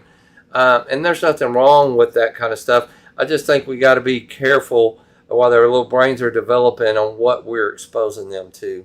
I'll tell a quick story, and we're going to tell a different one in the after show. I was at Cracker Barrel the other day, and I saw a little girl playing with the little peg game. Yeah. And it was just kind of nice to see. I can't tell you how many other kids in the restaurant were all on their parents didn't want to fool with them. They gave them a phone. They had a tablet or something. Young kids, babies, under 3. And they're watching videos or something on YouTube or whatever. And she was playing with the thing and learning how to move. And I thought this is better. So yeah. With my kids, Tim, we try to watch their tablet time. It's tough. My kids are older now. yeah, But when they were little, like what your granddaughter is, it was more. We really didn't give them tablets. They didn't get tablets until we started going on long trips when they were older. right. Before, they were sitting forward in their car seats before they got a tablet. You know what I'm saying? Right. But my kids are really big into trains, as you know. Mm-hmm. So Thomas, and so we had a train table, and they play trains. My kids still like Legos. In fact, we're in the process, Tim, of sorting. Legos are awesome. Yeah. We're in the process of sorting all of our Legos by color. Oh my God. And we have millions. So, but when you build something, you're looking, I need more green pieces or whatever. Right. You know what I'm saying? Like this way you have all the pieces there. So anyway, I think it just really depends on your kid. But like you said, I think you do need to be careful with that. Another suggestion I would make is that if you're going to take your kid to a place like that and they're touching everything, make sure you bring some wipes with you. Right. Wipe those hands because, there's germs all over those. And they're touching everything and getting germs too. Exactly. So be careful. So, Misfit Chris says, I had a quick question. I just put a Suzo hat power supply in my Dynamo Street Fighter 2 cabinet and adjusted the voltage accordingly. And at the top of the player select screen, I could see. Okay, you didn't finish it. Get back with us there and let us know, Chris, what that last bit is. Joe says, I typically buy a bunch of tokens and win a bunch of tickets. Play just a few games and then give them to a kid on the way out the door. And Tim, we have people do that to our kids all the time. Yeah. Like our kids love getting tickets, and they will, like I said, people just hand them tickets or tokens as they're going out the door. It's like, oh, I'm done playing for today. Here's some tickets, and my kids freak out. They're like, oh, tickets. You know what I'm saying? Deal. It's kind of like, if you catch a foul ball at a game. And there's a young kid next to you really close, just give him the freaking foul ball. Mm-hmm. What about the U.S. Open thing that went viral, Tim? Did you see that? Of the player that gave the hat. Yeah. He gave the hat to the kid, and then the adult ends up grabbing it, right? Yeah. It's like, dude, just let the kid have it. Well, right. What did you gain? Yeah, exactly. There's nothing wrong with that. The CEO of a company or something like that. Yeah, it's ridiculous. Ridiculous. Whatever. So, again, I don't think there's anything personally wrong with this. Take your kid. But I would say, kind of like our friends at Arcade Hero said, support your local business too. Maybe you take your toddler there and you let him play for a little bit. And then after he's gotten tired, you're like, well, let's spend a little bit of money now. And you can see how they really are supposed to spend a $10 card and give it to a kid that's there. Or $5 even. Yeah. Or buy a timer card. At Chuck E. Cheese, you got the time cards. Like 1 hour's worth of gameplay or whatever. Here you go. Go play with them. Right, exactly. So, it's not that expensive. Chuck E. Cheese, I think, is one of the more reasonable options as far as credit. It's like one game of credit. Yeah. So, in $10 buys you quite a bit of credits. And so, like, at Chuck E. Cheese in particular, I feel like they do a good job of that. So, it's not going to cost you a lot. You don't have to. You can let your kid play on it for a little bit, but at least buy something. Even if you buy even if you buy like a redemption toy or something. At least that way you're supporting small business, right? So let's see. Oh, Misfit Chris got back with us. He says the text is jumping up and down slightly, and some of the levels seem to be jittery. It may not be the power supply; it may be the board. Mm-hmm. And so on those CPS boards, make sure that you push them together really good, and make sure that the edge connector has a really good connection to the connector itself on the board, because like that can cause an issue. But like when I see the jitteriness, a lot of times it could be a board, or it could be the hold on your monitor chassis. So try adjusting the hold a little bit to see if it'll dial in a little bit better as well. So again, hold on the monitor, and then maybe turn off the game and try to just press on the board slightly. That's a board stack. So see if you can make a better connection between the two, the top and the bottom board on those CPS boards. Agree. Let's see. Joysticks. There's a reason they started putting tilt switches on arcade doors. That is true. So for sure. He says when he put in the original power supply, the issue seems to be disappear, and the Suzo Hap power supply is brand new. Make sure that you're hooking up all the grounds properly too on the Suzo Hap. So there may be a different kind of grounding issue or something like that. Make sure you have everything connected, and maybe dial in that power supply a little bit more. Yeah, a little bit more. 5.05 or something like that. You know, maybe a little bit good. 5.05. Right. 5.0 exactly. 5.05. So there you go. Let's see. Paul says, getting ready for the game. See you guys next month. Paul's already leaving us, Tim. Okay. Dude, we're going to be covering the game. I got it up right here. You're just missing them talking about Shoddy. You're not missing anything. Right. Look, y'all are going to win. We already know this. There's no reason to watch the game. That's going to be my point. You guys are going to cream us. I'm admitting defeat before we even start. So there we go. But anyway, glad to hear you guys' thoughts. Glad we got some feedback on Facebook and X for that. And, no harm, no foul. But, maybe Mom just needs to at least throw a $5 or $10 towards the local business. I think so.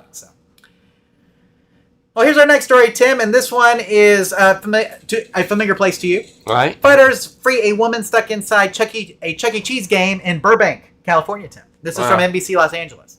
A woman got stuck inside a snow day arcade game after reaching into a part of the machine not designed for access.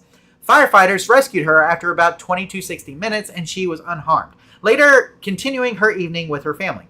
Chuck E. Cheese stated that the game is safe when used properly and attributed the incident to misuse, while the unusual rescue drew attention from onlookers and later went viral. Tim, are you familiar with Snow Day? I don't know. No. Yes, I've seen it, but there's a little hole where, I think some of the stuff comes out, and she had reached into that hole and got stuck. Don't be sticking your hands in holes like that. But really, they probably need to put a little grate or something over that to keep it from happening. I'm sure they've already done some kind of modification. Right. So, guys, this happens from time to time. Tim, I just mentioned this story because it seems like Chuck E. Cheese has had a run of bad luck lately with stories like this. Seem like whether it's a mascot getting arrested or a lady getting stuck in a game, or a fight breaks out or whatever. I feel like Chuck E. Cheese is really in a tough spot lately, and we already talked about their financial troubles on top of all of that. So, I don't know. It just doesn't feel like things are going great for Chuck E. So, hopefully things will get better. Chuck E. Cheese is still a fun place to go. But we're glad the woman didn't get permanently stuck. They were able to get her out safely, and everything was good. So, okay, now Tim, this is another one of these questions that I feel like we need to discuss a little bit. Okay. And I really would love to read this entire post that Gerry made, but it's long, so you guys need to go check it out yourself. But let's go ahead and talk about it real quick. Gerry Stellenberg from Multimorphic Inc. discusses tariffs, Tim. And here's a link. It's publicly posted. Even if you're not a friend of Gerry's on Facebook, you can still see it. Okay? So in a recent post on Facebook, our friend Gerry Stellenberg from Multimorphic explained how tariffs are severely disrupting his business's ability to manage costs and maintain stable pricing. He outlines the limited and problematic options available to his company, ranging from switching to costly domestic suppliers. So instead of buying parts from China, which they've already got a relationship with these Chinese suppliers, he could switch to domestic suppliers, but then he has to go through all the testing again. It's going to cost more, and so he's wondering if he should do that. Or should he just absorb the losses or raise prices, right? These are some of the options that he has available to him. Despite the challenges, his company is currently choosing to hold prices steady, hoping increased sales will offset reduced margins. And Tim, like I said, hats off to him for doing that. Mm-hmm. But this is something that every freaking business is facing right now. Okay, any business that imports anything from another country is it seems worth like it? It's particularly hitting some of the arcade businesses itself because so many of the parts come from. Absolutely. So obviously the P3 platform is a fantastic platform. They have sourced all of their parts that they need. They've got all of their parts suppliers. Okay, in the article he'll tell you the Chinese part costs $8, the domestic part costs $15. That's almost double. Okay. And so if I switch over, but if I end up buying the $8 China part, guess what I have to pay now? Tariffs on top of that. Whereas before I didn't have to pay that, and now I'm having to account for all this increased revenue, all this increased cost that I didn't have to account for before. And if I go domestic, a lot of times, the amount of time it takes me to switch to a domestic supplier is very difficult, right? I mean, because I have testing I have to do. I have to make sure they can get me the quantities of the part that I need them in. Tim, he does it so well, and he does it without being political about it. And that's why you need to read it, is because he's just telling you reality of the situation. Gerry is just getting into the reality of the situation. This is what we are facing. We are a pinball manufacturer. This is what we are facing. That's all it is. And so if you're interested in that, please go to the Facebook post. We have a link down below so you guys can read it there. It's pretty long, Tim. It's, probably 5 or 6 paragraphs long, okay? But it's worth your time if you're interested in it.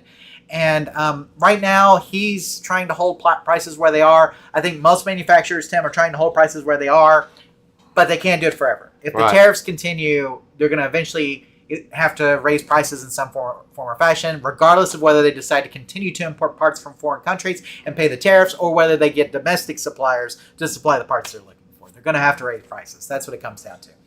And so while many companies are trying not to do that, it's going to happen sooner or later if the tariffs continue. And so me and Tim, when tariffs started, me and Tim admitted that we didn't know how this was going to turn out.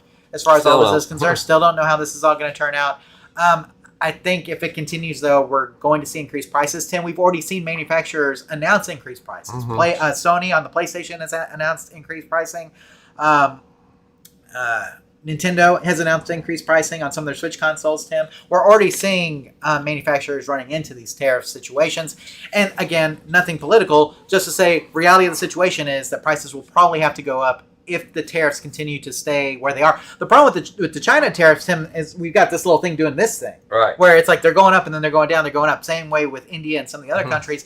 And so, especially if you're a manufacturer, you have no idea where the tariff's going to be whenever you order. And so, you don't know to account for a 8% tariff, a 22% tariff, a 35% tariff. And so, it makes it really hard in those particular instances. And so, I think that with all that said, you should go check out Gerry's Facebook post and just read it. So that way you have an understanding of how tariffs are affecting the manufacturing business. Tim, my main job is in manufacturing. I work IT for a manufacturing company, and we're facing the same things, Tim. Some of the raw materials that we import in from China, guess what? We're having to pay tariffs on. For sure. It is what it is. And right now what we're doing is we're passing that tariff on to the customer.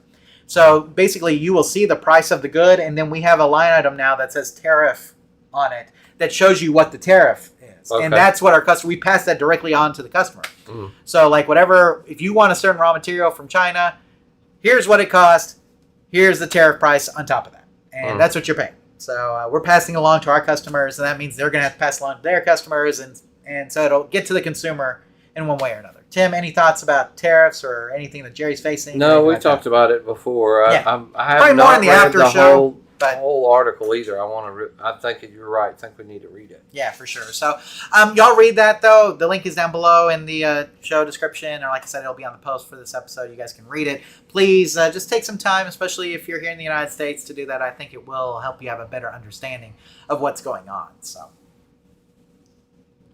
before we get to the next one, Tim, Misfit Chris says, I have one more quick question. I've been adjusting my monitor and have the width cranked all the way, and I still have 2 small black slivers on each side of the monitor. Is there any way to fill the screen? So the thing would be, have you tried the horizontal width coil yet? Okay, that'd be the next thing to try. Now, again, if you're going to adjust the horizontal width coil, make sure you do it with a horizontal width coil tool, and not with a TV alignment tool, Tim, and not with a Allen wrench, like some people want to do.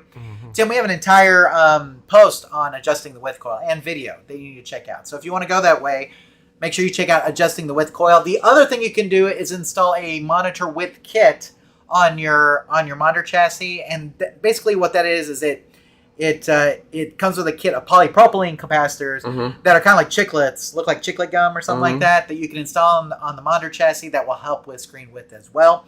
So our friend, therealbobroberts.net, has an entire post up about monitor width kits that you can look at, and so we would recommend that you check out that post as well on his website, therealbobroberts.net, and look up Modern Width Kits. You'll see what we're talking about there. But again, you can also adjust the horizontal width coil, and that may get you to where you want to be as far as filling the screen. Again, use a TV alignment tool, though, when you are adjusting it. Tim, anything else on that one? No.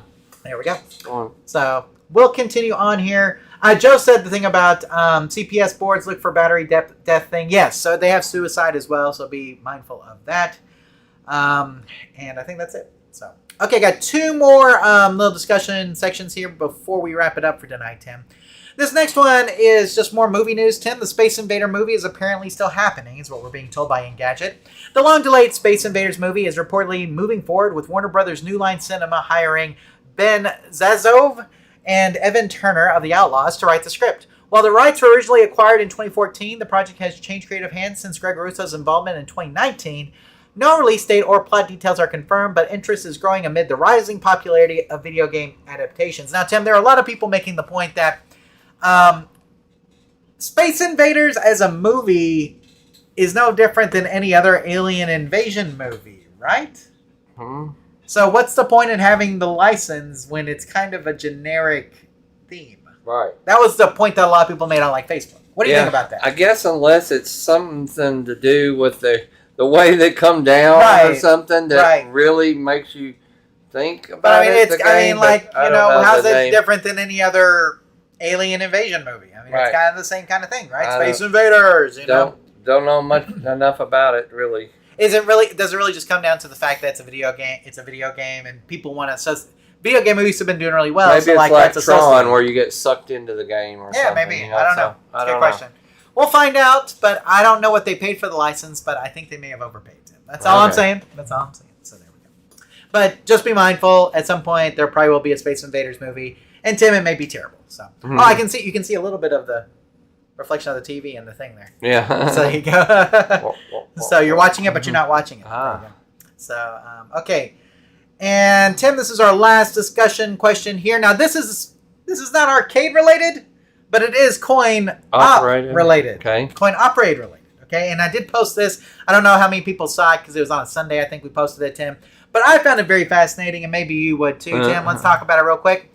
A landlord installs a coin-operated shower in bathroom of rental home. And this is from the domain, Tim.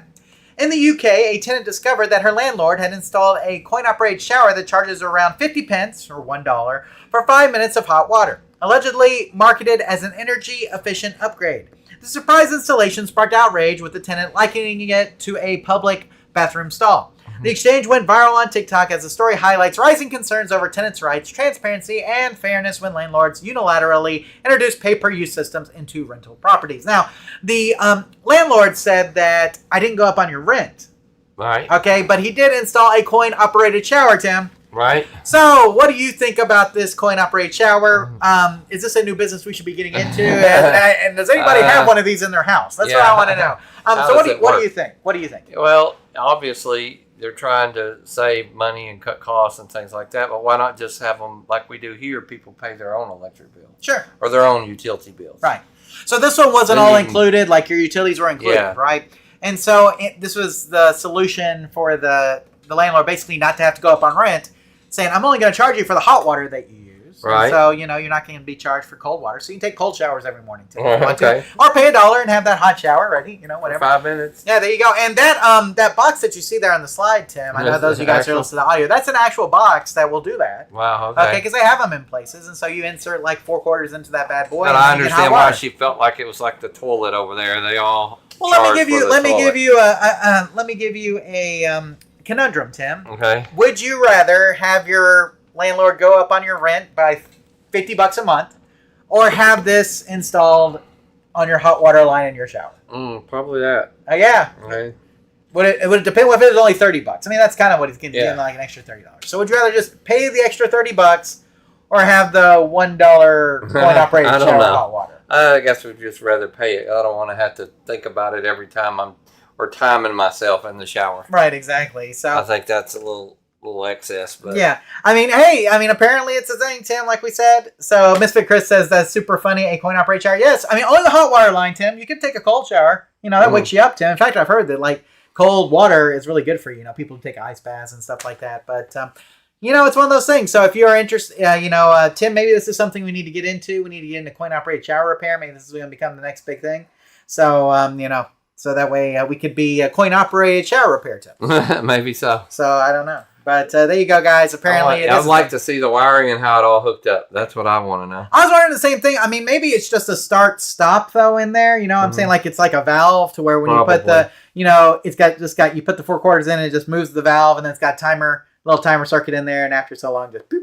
Yeah. You know what I'm saying? That's all interesting, though. So, and it's got a coin box in it, so, the landlord has to come get your coins out there. You know what I'm saying? I'm here to pull my coins. Yeah, exactly. So, but, interesting. It is a thing. So, there we go.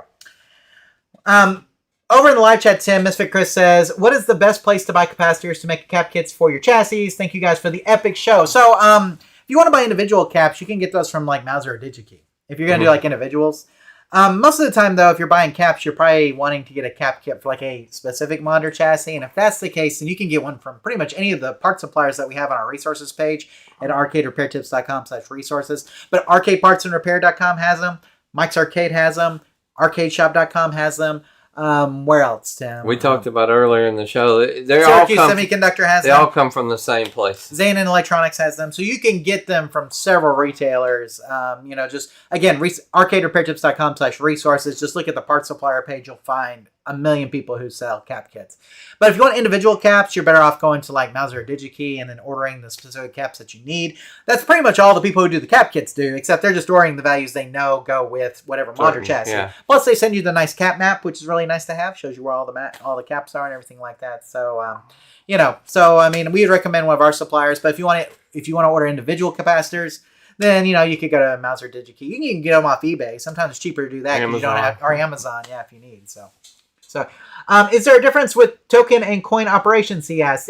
Yes, there is. So, some mechs can take both. And some only take quarters or some only take tokens. It depends on the mech. You can set the mechs to take whatever you want them to take for the most part. Some are adjustable, some are not, right? Mm-hmm. And it depends. But there is a difference in size. The physical size of a token, physical size of a quarter are different. So if you want tokens, you need to make sure that you get a token mech. If you want quarters, make sure you get a quarter mech. Or you can get dual mechs. If you want dual, we like Imanex. So, which is the company that we like. They have really nice mechanism-free, jam-free mechs that we really like. So Imanex is the company. But if you got any of our parts suppliers, look for coin mechs. You will find some mechs that you're looking for. Tim, if you buy like games at auction a lot of times, I feel like quarter mechs are probably the most common ones you see. Probably. So, there we go. Okay, Tim, I think that does it for the live chat. So let's go ahead and wrap things up with our stuff here. We do want to remind you that we want your arcade-related videos. If you want some free advertising for your YouTube channel, we're always looking for people to submit short videos, around 10 minutes or less, about arcade-related topics. Send a link to your video, to questions@arcaderepairtips.com, email, and our staff will review it, and if we like it, we'll use it during one of our live show episodes. Make sure you put a plug-in for your channel so people know where to find you. We look forward to seeing your submissions. And Tim, this is a great way for you to maybe get a little bit more views on some of those videos that you may have that are arcade-related. We started doing this because we know that YouTube monetization requirements are tough, and maybe you're on the verge of getting monetized, but you just need a little extra bump to get there. Let us send some of our audience over your way by featuring one of your videos here on the live show or in a different way, and hopefully that'll help you get that just over that hump to get monetized. So if you're looking to do that, please email us questions@arcaderepairtips.com. Send a link to an arcade-related video that you have, and we'll look at it, and if we like it, we'll feature it and hopefully get you a couple extra views there. And then, Tim, we have our contact information. We have our general email at questions@arcaderepairtips.com, questions@arcaderepairtips.com. Of course, if you put live show in the subject, we will save it for the live show. Otherwise, we will get around to it whenever we get around to it. But we will get to it at some point. Again, questions@arcaderepairtips.com. Send your emails there, and we will try to get them answered as soon as we can. We have our YouTube page. Of course, those of you guys who are here in the live chat and who are watching this live know that, but maybe you're not. Maybe you're listening to this on the audio podcast feed. And if that's the case, you can go to youtube.arcaderepairtips.com and watch the video from this episode. And also listen to the after show, because the after show is only on the YouTube version, not on the audio podcast version. So something to keep in mind. We do try to answer comments from the last live show on the next episode. So if you leave a comment here on episode 103, we will try to cover it in episode 104 next month for our October 2025 show. But again, youtube.arcaderepairtips.com if you'd like to check out all of our great YouTube content and videos. And then, Tim, we have our podcast feed. Audio podcast feed has live show audio, sometimes has interviews. Hasn't had a question and answer podcast in a while, but I mean, every so often, if Eric and Rusty ever want to do another one, we may throw it up there. But you can listen to the audio podcast feed pretty much wherever podcasts can be found. But we do suggest listening to it on our Spreaker page at spreaker.arcaderepairtips.com, or on our Spotify page at spotify.arcaderepairtips.com, or on our iTunes page at itunes.arcaderepairtips.com. Now, you may notice that I added Spreaker to this list. Mm-hmm. We are hosted on Spreaker, and if you listen to our podcast on Spreaker, we actually get a bonus in our monetization stuff. So if you are just looking to listen to the podcast, the audio podcast, go to our Spreaker page at spreaker.arcaderepairtips.com and listen to it there. Or you can use one of the podcast feeds. We're fine with that. Spotify is still good. iTunes is still good. And if you're going to use Spotify or iTunes, please leave us a 5-star review on those platforms. We'd love to get one of those from y'all. It's been, I don't know how long since we got a review, Tim. Forever. Oh, wow. And so if you would be so kind to leave us a review on iTunes or Spotify, we'd greatly appreciate it. And, if it's a good review, we may even read it on the show. So again, Spreaker.arcaderepairtips.com for our Spreaker page, Spotify.arcaderepairtips.com for our Spotify page, and iTunes.arcaderepairtips.com for our iTunes page. And then we have our social media pages, Tim. We have our Facebook page at facebook.arcaderepairtips.com, and we have our Twitter/X feed at twitter.arcaderepairtips.com. Please follow us on those, Tim. And now I think I've got it set up, Tim, to where the content should be the same across both. We're having some problems, some technical problems and things, and I found a new product that I like to use for posting on both platforms at the same time. And so I think it's been working really well. And so it doesn't matter if you follow us on Facebook or on X. Either way, you're getting the same content. Again, Facebook.arcaderepairtips.com if you want to follow us on Facebook, and Twitter.arcaderepairtips.com if you want to follow us on Twitter/X. Tim, I think that about does it for the regular show tonight. Okay. You got anything else that you want to say before we wrap it up here? No, we'll wrap it up, but we'll be back in the after show. And if you still have some more questions or want to follow up with some you've already asked, please do. So here's the way this works for those of you guys who may be first timers here, first time watching live, is that we do wrap up the regular show here. And then we have about a 5-minute break for me and Tim just to kind of get something to drink, maybe go to the restroom. And then we come back 5 minutes later on the same feed and do an after show. And the difference between the after show and the regular show is the after show, no topic is off limits. We talk about everything. And I can pretty much guarantee you we're going to be talking a healthy dose of NFL tonight because the game's about to start. We're watching it up here. And so if you want to join us with some sports talk and things like that, you can in the after show. Tim, what other things will we be talking about in the after show? We'll probably talk about some movies and shows that we've watched. So me and Tim both watched The Unknown Number, the high school catfish on Netflix. Yeah, very So interesting. we'll talk about that. Spoilers. So if you haven't seen it yet, we are going to spoil some things. Tim, did you watch The Biggest Loser documentary? I did. So we'll be watching The Biggest Loser. We'll be talking about The Biggest Loser documentary on Netflix. That was fit for TV. We'll be watching that one. Tim, what else did you have that you want to talk about? We'll probably also talk about an experience that I had at Cracker Barrel. I know they've been in the news a lot lately, and we even joked around with our changing our logo and stuff. We'll probably talk about that a little bit. Sounds good. I will be talking about some of the movies that I saw. Tim, I saw Superman. I saw The Thursday Murders Club on Netflix. I saw Smurfs.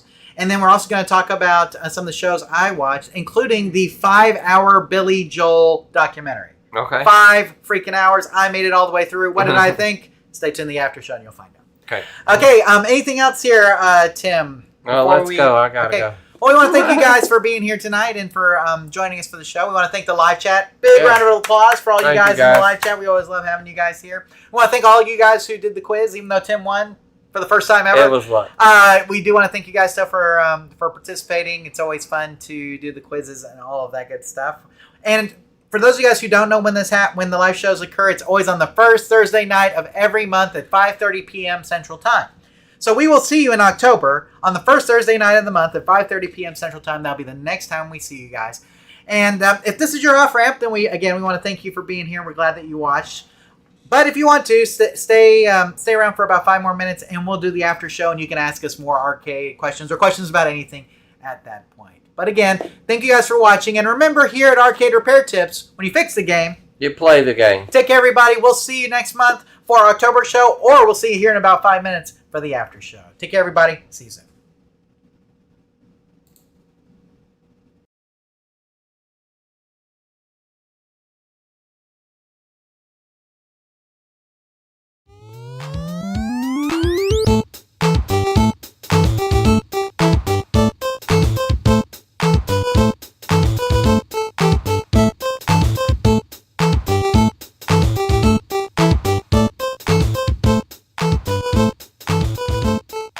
Thank you for watching this episode of the Arcade Repair Tips live show.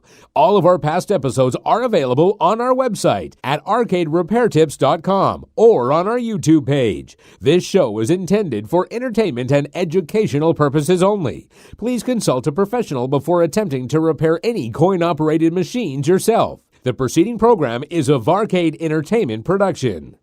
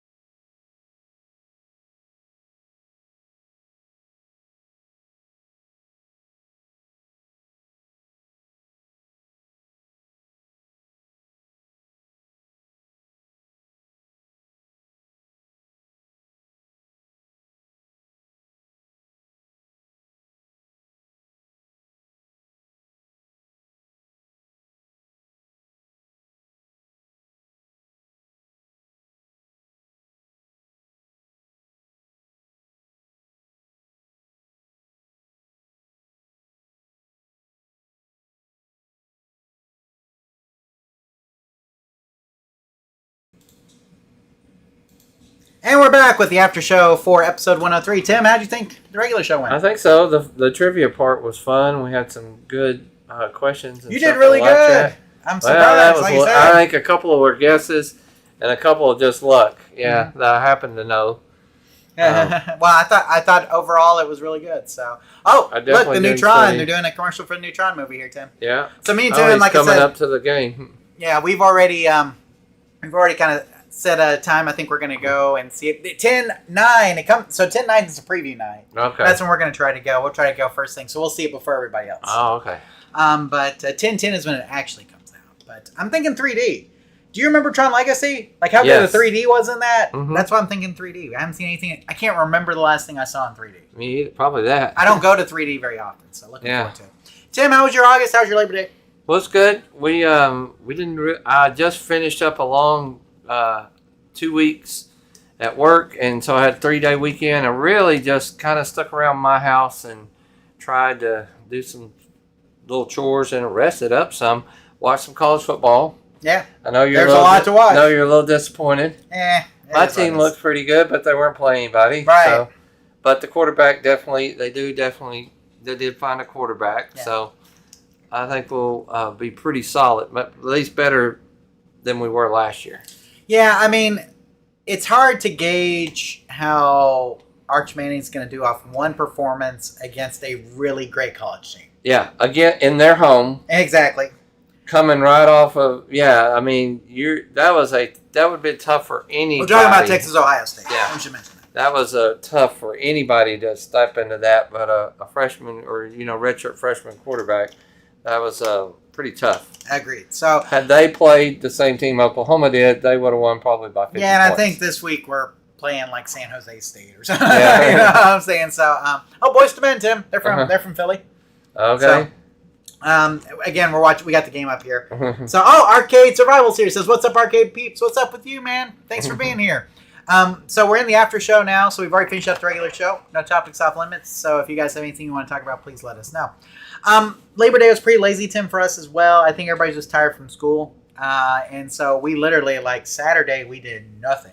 Yeah. Sunday was a busy day for us because we had church and other things, and then Monday we didn't do much. We were pretty. We cooked out, so I cooked out some steaks. I grilled. Yeah, we grilled. Tim, can we talk about grilling real quick? Yeah. I'm thinking about going with a Blackstone. Oh, well. You know a Blackstone? Yes. So, because here's the thing. I've gone to using grill mats almost 100%. Okay. Okay? And I like grill mats because the cleanup's easy. Mm-hmm. And that's the thing I like about a Blackstone is that the cleanup is easy. Yeah. Right. You just wipe it up, or you can get like a big thing of ice. Just kind of throw it on to break up all the grease and whatever. Here's the other thing too, Tim. People talk about like burgers on the grill and how good that is. Thing is that have you ever had a burger in a pan? Sure. The fat stays with it. It Yeah. doesn't drip down. It tastes better in the pan, to me. A burger tastes better in a pan. If my ideal grill would have both. Yes. I feel that. That's where I need like and you can get the little and then I could things also that sit do on top like of the grates. pancakes or Saturday Right, exactly. breakfast That's what I was thinking outside. too, yeah. Bacon and stuff. Right. So as much as I use the grill like the grill mats and everything, Tim, the thing about the grill mats though is you can still get grill lines with the grill mats. Mm-hmm. You just put them on there while the grill's heating up and they kind of rest between the mats and you can still get the grill lines. So that's the one thing I'd probably miss is what I feared. But other than that, kind of considering it. Okay. So I need a new grill. My grill's still in good I shape. need one bad. Yeah. Mine is one that's kind of made to, you could rebuild the whole thing. You can pull the entire bottom out and just replace it, which is really cool. But the problem is that it's got rained on the top, even though I had a cover on it. So it's kind of a little rusty on the top now. Mine too. So I need to replace it. So Blackstone may be the next thing. I don't know. Anyway, that's gone. So we grilled out. We grilled some steaks, Tim. Had some potatoes and apple crisp turnovers. Do the kids like steak? No. No. In fact, my daughter, my wife paid her, I think it was $25 if she'd eat a piece. And she ate it and chewed it and said, bleh, and spit it out. And I think my wife gave her a little bit just for trying it. Wow. But, I keep telling her, you need to try steak. And, I mean, steak is good. I don't know. They just don't, they don't have the taste for it. Yeah. So it is what it is. One chicken nuggets. Huh? Exactly. So and they don't even like chicken, like chicken nuggets, right? Yeah. All right. So, I mean, basically my daughter's food groups are like pizza, fish sticks, chicken strips, French fries, macaroni and cheese. That sounds pretty common. It's like the kid stuff, right? Right. So, my son's a little bit more adventurous. Not much though. So, but he's a little bit more open to that kind of stuff. So, yeah, our Labor Day was lazy too. Just kind of took it easy. I was trying to think of what else we did in August. Back to school, Tim, was the big thing for us. So, just trying to get everything. Ready for that, and we're still trying to get in the swing of things, Tim. I don't think my kids have been an entire week to school yet, just with sickness and all that kind of stuff. So it's been a rough couple of weeks here getting started. Hoping it's gonna get better, but there's a lot of illness going around here. So just something to be aware of. But there we go. What's September plans? Well, you already told us that you're thinking about going to California. Or... More than likely, I'll end up going. I'm not sure if it's going to be in September or October, but they're needing help out there. Mike's out there this week, right? And so I would think that trip would be coming up. Sounds good. My September plans. I mean, I may end up going to one of our divisions. I'm not for sure yet. So we're kind of we have one that's about to install some stuff, but we're not exactly sure what the date's going to be. So I'm kind of waiting on that. But it's up north, so I don't really want to go up north past October. Right. Because it'd be great right now, though. Exactly. Now it'd be fine. But so we'll just see. But that may be in the September plans. Other than that, it's just going to be it's just going to be getting in the school groove and everything like that. So, Tim, you want to talk any economy? Or are we done? I think we're done with the economy right now. I just wait and see. Yeah, wait and see. I think where we are. My 401k still doing. Oh, my 401k looks great. Just leaving it alone. I ain't touching it. Agreed. So, and same here. Part of me thinks, I tell you what, my Dave & Buster's stock's been in the gutter for a while. I don't know. I mean, I don't know if it's going to come back just because of all of the, the tariffs are really hurting that because people don't have disposable income. I mean, you guys know you're probably not eating out as much right now, for Probably You not. know, so I mean, that's just the way of the world right now, and so everybody's just trying to trying to figure out where everything's going to kind of shake out with tariffs and everything like that. So, well, Tim, we talked a little sports. We talked about college teams, obviously. I didn't put that on there. So we did kind of mention the Micah Parsons trade, right? So what did you think? Well, to be honest, I remember when we traded Herschel Walker and everybody just threw a fit. You can only pay so much after you've already paid two other people. I understand both sides of the thing, and it seems like that they're already admitting that he's been hurt, playing hurt. Yep. And I think we got a good deal. Yeah, I think for the time that we got a decent player and 2 first-round draft picks. Well, that could potentially be some really big game changers. If you have one good player, you could get 3 good players for them. I'm still not happy about it.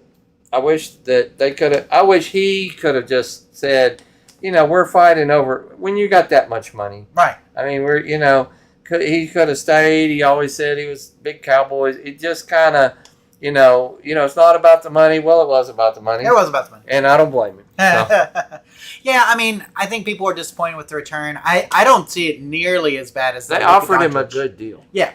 I didn't see it nearly as bad as the Luka Doncic trade. No.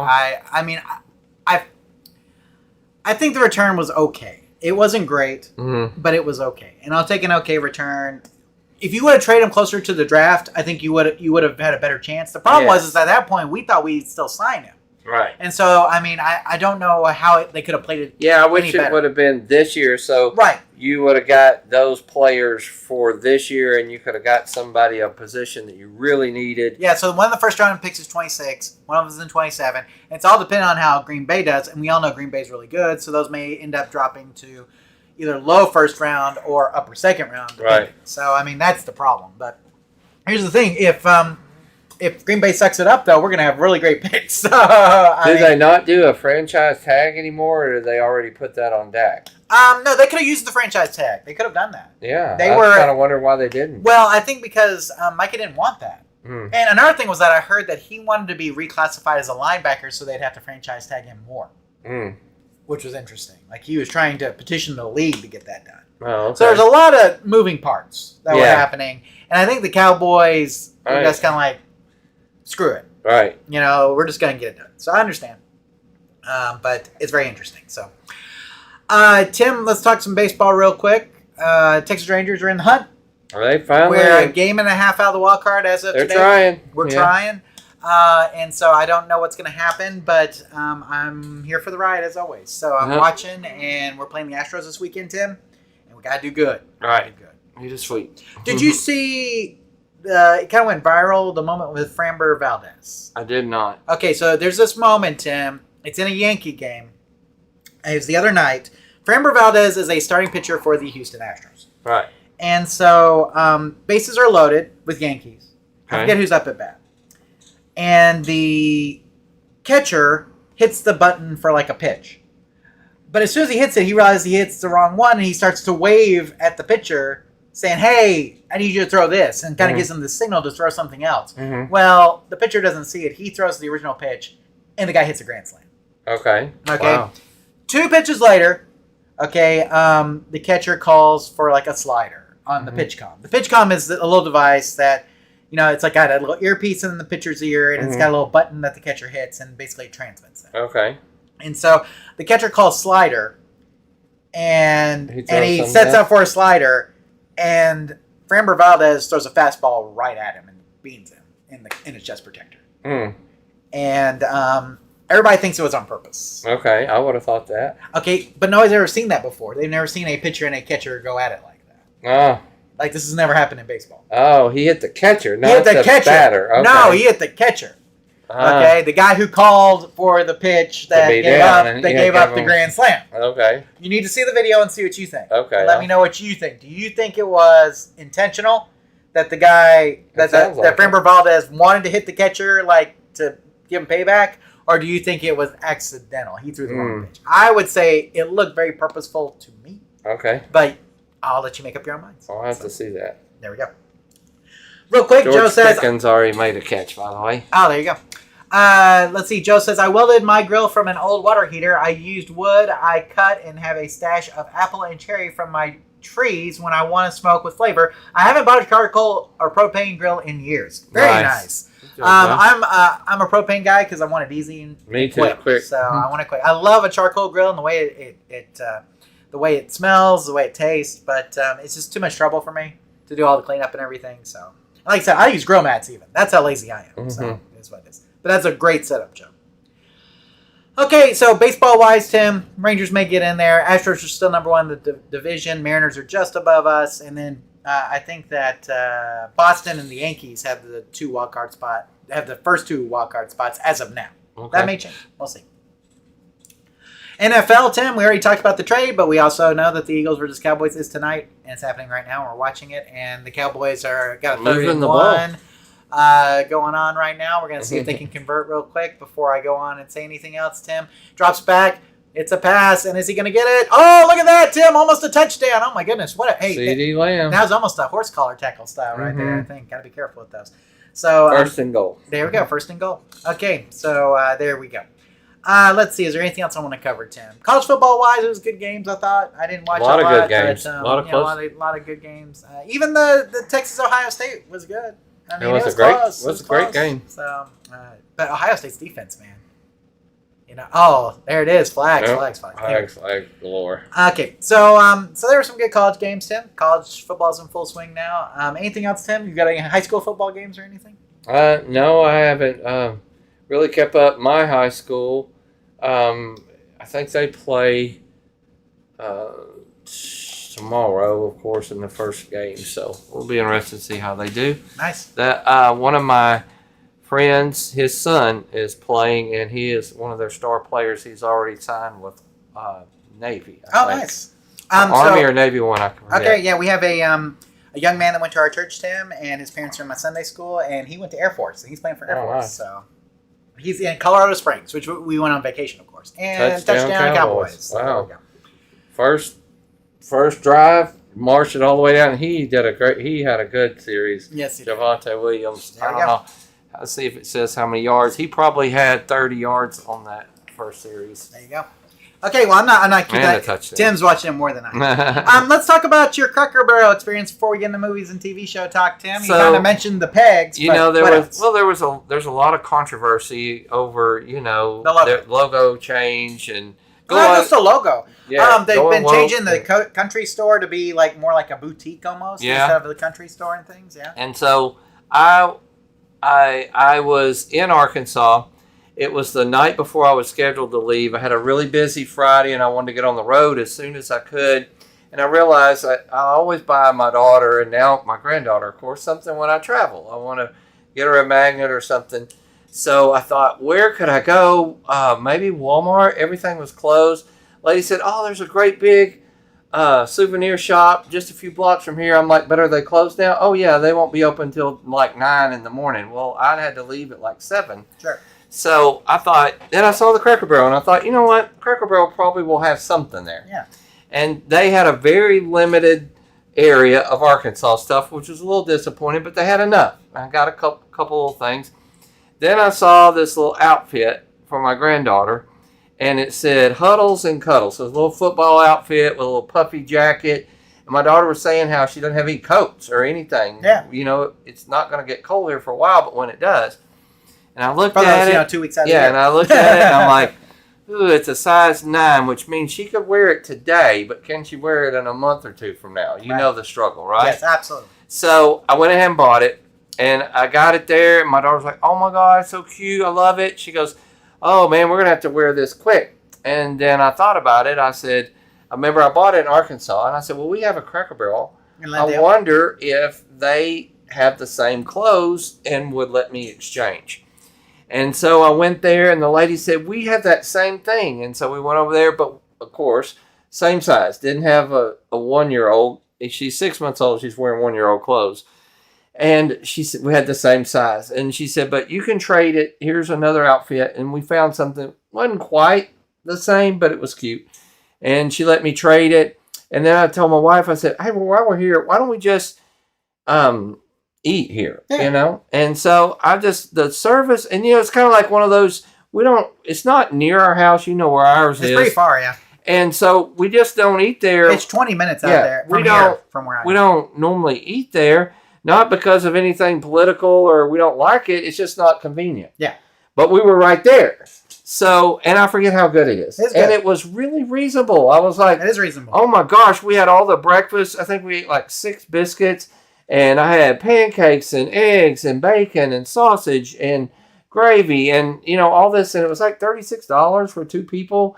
I mean, we're stuffed. We couldn't even eat any more, and drank coffee and just kind of had a good time. Bottomless coffee too. Yeah. So, out of all I thought to myself, out of all the controversies and stuff, it still was a good place to eat. Yep. And, I think that it's kind of like games. We like them the way they work. We don't like, I don't want to play Centipede 2025 or something. Some of those are good. I'm just saying. So I get it, and I get why they felt like they need change, but don't bite the hand that feeds you either. Right. I'm looking around that crowd, and I saw a ton of young people. Yep. There with their grandparents or their parents. Oh, sure. Yeah. So I was thinking, it's not that that's how you're going to bring them in. You're going to give grandparents or parents their choice, but one day they're going to be parents and grandparents. Right. And they're going to have good memories of going to the Cracker Barrel with Grandma. Yep. And so, I think there's 2 ways to look at that. And don't try to change to invite more. Just invite more. Work on the base that you got. Right. Bring people like us that like to eat there, that enjoy the little country store and shopping around a little bit. And just remind us that it's out there. Yeah. I think one thing you can do is like try to do some, we see this with... when everybody's doing chicken sandwiches. Yeah. Like, I'm saying? Like, so the chicken sandwich wars there for a while. Exactly. But you know what I'm saying? Like, do some foods that are, like, every so often do something, keep your regular menu. A limited but time have, like, option. a limited time option of something that's kind of trendy. You know what I'm saying? Like a trendy style food without changing what you do best, right? Like, It's like Chuck E. Cheese, we've already said, is a noisy kid's place. Right. We're trying to be anything. That's what you are. Mm-hmm. Enjoy it. Embrace it. Right. And be what you are. I don't know. I didn't feel bad for the CEO or anybody up pencil whipping making decisions. I felt bad for my local people who liked their job and that were really good waitresses and really good service and just worked with me and they were friendly. I felt sorry for them people. Right. And so I feel like that, sometimes the people who matter the most get lost. Right. In the thing. So I hope they learned a lesson. I hope it's kind of like New Coke. They'll come back stronger than ever, keeping the brand and Uncle Herschel or whatever his name is out there. But, I didn't really see too many people that were just gung-ho. They thought it was the greatest idea ever. Right. Either they didn't care or they were really upset. Right. So, I think that, probably a lot of people fall in that category. Maybe you just don't care. You don't care what color they have the logo. Or it really upsets you, and I think that's the problem. Mm-hmm. Nobody gained by going, oh, wow, look at the new logo, and it was stupid anyway. Right. Well, I remember when IHOP did IHOB, International House of Burgers. Yeah. Remember that? Right. Like sometimes you can play with that stuff, I think. It's just like the way they went too far. Right. That's the problem. Well, know your base. Yeah. Know your audience. Read the room. Yeah, exactly. So, but I like Cracker Barrel. I tell you, they have some of the best pancakes. They're my favorite pancakes by far. They were good. Man, their pancakes are awesome. It's just like I forgot how good everything was. The eggs were just good and buttery. And I'm like, we make breakfast at home all the time, but it's not that good. It's wow. Yeah. Gravy with biscuits were just like my mom made. It was just good. It was a good experience. Yeah, I like Cracker Barrel. And I've always said, my dad eats there like every Saturday with his like golfing buddies. Yeah. And like they went right after they still did it even after the logo change. And they went like Saturday after the logo change and it was empty. Dead. You just told half. But that one in particular in Lindale though, that one rocks. It's like, busy, it's busy a lot. So then the next week it got busy again. And they were trying to say the logo change idea worked. No, everybody was going before you changed everything one more time. That's right. And that's what they discovered. They're like, no, we want to go. So I know we talk about everything. I just thought it was good to mention that we got great service, we got great food, and we had a really good experience. There you go. So Joe says, thanks, Tim. I'm over here waiting on Centipede 2025. So. Okay, well, sorry about that, Joe. you may enjoy it. Well, I will. It's better to have a trackball. So here's the thing. When I was a kid, I played Tetris on the Game Boy. Like the black and white Game Boy. Now I play Tetris 99 on the Switch, Tim, and it's better. Okay. So, I mean, sometimes the new is better. But here's the thing. They didn't change Tetris. I was going to say, they didn't go from blocks coming down to circles matching in squares. Well, they gave you the option to hold pieces, which is something you couldn't do before, and they've got like T-spins now. There's some mechanics that are different now. Okay. But for the most part, it's still you can add 3 eggs to the Uncle Herschel breakfast or something. Yeah, that's what I'm saying. Like keep your basic mechanics the same. Extra egg in the month of November or something. Keep your mechanics the same. That's what it comes down to. Just know you're It's like think about Mortal Kombat's like on Mortal Kombat 14. Right. Okay, guess what? It's still a fighting game. Right, it's still a fighting game. Right. It's still a fighting game. Tekken's on Tekken 8. Yeah. And it's still a fighting game. Right. You know? Didn't change to a football game. Yeah, exactly. Right. So keep your core mechanic the same, and I think you'll be in good shape. So I think that's the problem with Cracker Barrel. They're trying to change. They're trying to be like. And then you just become shiplap. Is what they're trying to be. Yeah, and then you just become like every other restaurant. Right. Nobody else is like Cracker Barrel. I can't go and play the peg game or checkers out on the front porch and look at crazy souvenirs and stuff, and it's just that it is what it is. It's different. Right. Don't get that at Applebee's, you know. No, don't get that at IHOP or Waffle House. Even, exactly. I mean, that's a different thing. Waffle House has the jukeboxes, though. Just saying. Yeah. So. But that hadn't changed, and they still got the same boring logo. Yes, and they got they always have the bar that you got there. You know what I'm saying? The little bar area that you sit at. You know, I saw some funny meme. It's like Waffle House was like, "We love that logo, the new logo." It's like, yeah, you would. You're just Waffle House, nothing else. It ain't gonna change. Like McDonald's doing away with the golden arches or something. Now look at a McDonald's from the 80s and look at a McDonald's now. Like it's the actual building, there's a lot of difference. Okay, they've done away with play places a lot. You know, a lot of them don't have the play places anymore. Foods, and they have the limited time offers in different foods, but most of it's the same. Yeah, most of the food is the same. same. A Big Mac almost tastes the same as it did when I ate one 30 years ago. Like Alex, my son, it's just smaller. He likes his Happy Meals. Mm-hmm. He still eats Happy Meals. It's the same thing. So I mean, it's the same kind of thing for sure. So they still do their same thing the same. Right. But they did it. But I mean, as far as the buildings are different. Over time. They have over time. Over time. They're definitely more. They're definitely gone to more of like the generic look. I feel like. I think like so. McDonald's has for sure. So, but they still have the golden arches, like you mentioned. So. Yeah. Okay. Good story, Tim. Thank you for that. Let's get into movie and TV show talk, Tim. Now let's talk about the ones that we watched together first. Okay. So Tim's like, you need to watch Unknown Number, The High School Catfish, and Tim, I may have even heard of this story before I watched the documentary because I'm like, it just the way it hit me, I was like, I think I know what happens before all this. So, but you may not have known the story ahead of time. I didn't know hardly anything about it. My wife was like, "Oh my gosh, you need to watch the show with me." Okay. She goes, "I will start over and watch it." Mm-hmm. And so she had already watched 1 or 2. I think there's 3 episodes. It's just a movie. Oh, it's just a movie. It's an hour and a half. So she watched maybe 30 minutes or so. She's like, "I'll start over again." Mm-hmm. So she wanted to watch it with me, and I watched it with her. So let me set up the premise here. Basically, and this is on Netflix, and it's an hour and a half movie, and it's about this small town and these teenage kids, and this one girl and this one boy who are boyfriend and girlfriend start getting these messages, right, from an unknown number. They don't know who it is, but they're all very hateful, okay, and very vulgar, right? Okay, vulgar, hateful messages, bad, bad. And so they're trying to figure out who's sending these, if it's another teenager or somebody else. They just blew it off. They thought it'd go away. Right. A year later, they're still getting the same messages, and they're getting worse. Right, exactly. And more vulgar, and we're talking about 50, 100 a day, right? Yeah, like why don't you kill yourself? Right. Stuff like that. Okay, and so that's where we're going to leave it. I'm not going to spoil it. No, but they find out who did it. They if you've seen it in the chat and you were surprised at it, and see, you said you kind of knew what was going to happen, or you guessed it. I guessed it. I was totally blown out. Okay. I was like, what the heck? So the ending, or the person responsible, I guess, for sending the messages is what the show is about. I will say this, though. It says that the person was in IT, and a good IT person wouldn't have done what they did. Right. A good IT person would have had a VPN to protect themselves from not getting caught. Right. So. Well, and then that's what got me is that, I guess because it was a small town, that they didn't really know what to do about it and couldn't find them, couldn't catch them. But when it finally got turned over, it was pretty easy for them to track down who was doing it. Yeah, when it finally got turned over, Well, the other thing is that the texts were so specific and had so much information. There's only one person that could have been. Right. Yeah. Just telling you. I mean, who else had that information? No. You see what I'm saying? Like once the information started to get specific, it's like, yep, that's who it's got to be. So I'm not no spoilers, but you should watch it and let us know what you think next month.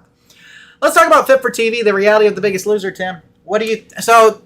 Everybody should be familiar with The Biggest Loser. This is a TV show that ran on NBC for how many seasons? 8, 9, something like that. And basically, it was all about who could lose the most weight. So you had these relatively obese people who would come in. I remember when it first came out. It was a lot of talk about it on network or late night TV and Saturday Night Live. Everything was was a lot on the news and a lot of controversy even when it came out. Yes. So, I mean, the concept is, you have all these obese people. They put them through this eating and workout program, and then they do these challenges and things like this, like any reality show, very much like a Survivor or anything else. But the whole goal, of course, is to lose weight. Now, what you'll find, though, if you watch the documentary, Tim, is that a lot of people gain the weight back, right? Yes, so most gain the weight back. Most gain the weight back because, back. Because you cannot sustain that eating and that working out at that pace like they were doing. They were literally working out like all freaking day. Right. Okay, and so they didn't do it in a healthy way. That pretty much is, I think that's a conclusion. I was surprised though that how fast some of them gained it back. Yeah, that's true. But their metabolisms were slow to begin with. Mm-hmm. And I mean you can add muscle, but I mean really losing weight, guys, is all about what you're eating. Right. It really is. It's more about eating than it's about working out. That's what people don't understand. It's more about what you're putting in than what you're getting out. And so, if you're eating, here's the thing, when you're working out a lot, you have to eat a lot anyway. Right. Because your body will consume the calories so fast, you have to eat a lot. And so as much as they are working out, they had to eat more. Well, as soon as you stop working out, you're eating those same calories, you're going to gain it back. Exactly. So they really never taught them how to lose it. And keep it off. Yeah, health. I didn't care. Didn't care. Bye, you're off the show. Good luck. Right, you exactly. won. There's no aftercare program. Right. So once they were gone, right? Yeah, and it was really interesting to see. But at the same time, I kind of fall into that character. What did you expect? Yeah. It was a reality show. It is what it is, yeah. It wasn't a true health show. Right. That, focused on long-term health. It was who could lose weight the fastest. Absolutely. That's what it was. Yeah, for sure. And so I think that's the thing is that, like you said, it was a game show. It was a reality show. It wasn't about doing it in a healthy way. In fact, most of them did very unhealthy things in order to get there. In order to get to like the lowest, including things like like what you do to weight cut. Like if you're a fighter, for instance, if you're a boxer, you're trying to get a certain weight. Any boxer, any fighter, any wrestler who has to cut weight will tell you that the weight that they weigh in at is unsustainable. They cannot sustain that weight. It is a temporary weight. As soon as they get off that scale, they got to put all the weight back on because they can't sustain it. And that's the thing a lot of these Biggest Loser people were doing too, Tim, is they would take these pills to make sure that they that they pee out all the water in their systems and all this kind of stuff. It's really hard on like your body to do that kind of weight cutting. And so it was really kind of negative, super negative, I felt like. I mean, how did you take it overall? It was sad. It was sad. I kind of hope that there were and they didn't show the success stories really either of anybody. They really showed the negative. Right. So it was really sad. It was hard to watch even in parts. Yeah. But overall I did like it. It was And the documentary was great. But the content was tough. Yeah, like Tim said, it's kind of sad just because it's like, man, what are we putting these people through this? And here's the thing, a lot of these people thought that was the way that they would lose weight. That was the only way they'd ever lose weight is if they got on the show. Right. And they wanted to. They wanted to be healthy. Be better. Yeah, so I mean, really though, if you want to be healthy about it, you have to cut the intake, in a healthy way, slowly eat less and less calories. That's what you want to do. Working out helps, but it's not the end all. What you put in is more important than working out. So when I got down to like 180 at one point, and most of that was just eating tuna. Like substituting small tuna packets for like my regular meals. Mm-hmm. I just figured out I didn't like that. I'd rather eat at least a little bit of what I want to eat and just be a little bit bigger. I'm okay. Right. So, but you can do it healthy, but they weren't doing it on the show healthy for sure. Tim, you said you're seeing something else. There's another. I think I put it here in the thing. Did I put it something Sally? Killer Sally? Oh, you didn't watch Killer Sally? I did not. So tell me about Killer Sally. So Killer Sally is about a bodybuilder. Okay. Who marries one of the most up and coming Mr. Olympian bodybuilders, and then later murders him. Oh my goodness. Okay. She's Killer Sally. She murders him, and her defense is that he was on steroids and stuff. Of course, so was she, and that he couldn't control his temper, and that he literally tried to choke and kill her. So she shot and killed him. Okay. Twice. Okay. So shot him once there and shot him again in the bedroom. After goodness. he's crawling away, she shot him again on the floor. Sure. So, it's like self-defense. You normally in self-defense, you don't keep shooting a person. True. So there's the controversy is over, was she telling the truth? Was it to the point where she felt like her life was threatened and her kids? That were there, and then it was interesting to see how the kids felt at the time and how they feel today as adults. To me, that was one of the most interesting things. So good watch. See if you think she's guilty or not guilty. And definitely, if you ever watch one of those documentaries that had you lean in one way, yep, and then you lean back the other way, and you're like, well, and you think, and so. It kind of does a good job with that. Okay. Sounds good. Well, I'll have to give it a watch. I'm curious. So, anything else, Tim, that you've been watching? I've just finished up Untamed. Okay, yes. You sent me that message. I didn't get on. Have you seen Untamed? Or seen about it? I think I have. So the basic premise is that these big, huge parks like Yellowstone, okay, people go up there and people go missing. Yes. It's not that uncommon. Right. So they literally have the park rangers, but they also have a federal agent that lives up there. And if it's a crime involved, he gets involved. Okay. And it starts off with, it's not to give away anything, it starts off with a girl who is murdered, or did she jump off a cliff? They don't know. Right. Pushed or jumped. And so they're trying to figure out, was she murdered, pretty much. And so he's involved, and then there's a lot of backstory and his life and how he ends up there and some stuff that happened to him and previous murders, and then how it all kind of ties in at the end. It's really good. Interesting. It's very good. I watched it in 2 days, 6 episodes, 3 days. It was like, I was like, I'm going to come. I told my wife, like, hey, coming home, you want to watch? Yeah, let's watch the rest of it. I mean, then we watched, there's only 2 more. It was like staying up past our bedtime, watched it. We were really into it. It's really good. The acting, of course, is great. But the storyline is really interesting. And you don't think, and also it's a place where people would go and kidnap kids or something like that, because, I mean, there's a chance of even in town, somebody's going to see you.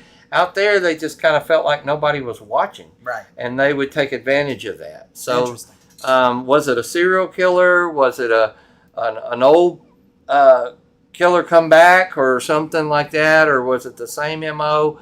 It's a lot of stuff that leads up to what actually happened. It's really good. Untamed. Netflix? On Netflix. Okay. I'll give it a watch. Let me talk about some of the things. I watched Superman, Tim. Have you seen Superman? I have not seen it yet. Very good. Really close to I watched it. I got a deal. I don't know if the deal's still going on, that you could get it for $10. Yeah. And so I bought it for $10. And it's good. It's worth the $10 I spent on it for sure. And I think that it does a really good job of just laying out, Superman and kind of the direction of the DC stuff going forward. So, highly recommended. Watch it if you haven't seen it.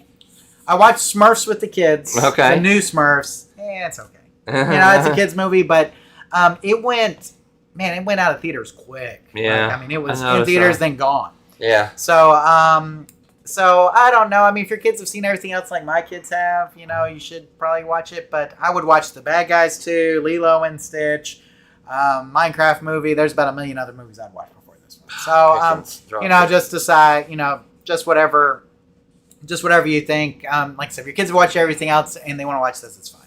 It's a fine movie. Nothing wrong with it. Very generic, but okay. I wouldn't say don't go out of your way to watch it, but it's going to be on Paramount Plus here in a couple of months. Yeah, so, watch it if you don't have anything else to watch. I watched the Thursday Murder Club on Netflix. I've seen that. I haven't been. That's on my kind of watch list. It was Okay. Thumbs in the middle. Look, great actors in it. Helen Mirren's in it. Yes. Pierce Brosnan's in it. Great actors. But the story, it's based on some books. I did not realize this. So it's based on books. And it's very good. The ending is kind of meh. So that's why I'd be like, it's good, but the ending I hate shows where the endings aren't as good as the middle. It's a movie, so, I mean, exactly. The middle and the beginning are definitely better. And so, I would say it's meh. Again, don't go out of your way to watch it, but if you've seen everything on Netflix, watch it. Let's talk about Stick on Apple TV, Tim. Have you heard of Stick? I have not heard of it.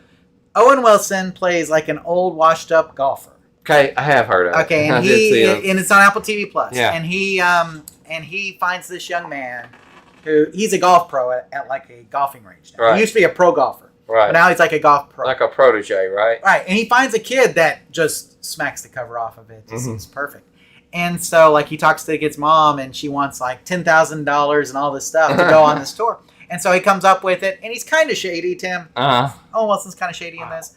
But it's basically about the whole journey that they go to go to the pro circuit. Just carried everybody 10 yards. There you go. So Stick is really good. It reminds me a lot of Ted Lasso. Okay, so, I thought so. Yeah, I very thought that when Ted I saw the Lasso. preview. So definitely would recommend it. I liked it a lot. We burned through it quick, Tim. So Stick on Apple TV Plus is worth your time. If you have Apple TV Plus, watch it. Peacemaker Season 2 is out. That's the DC superhero with John Cena. So you have to see Superman.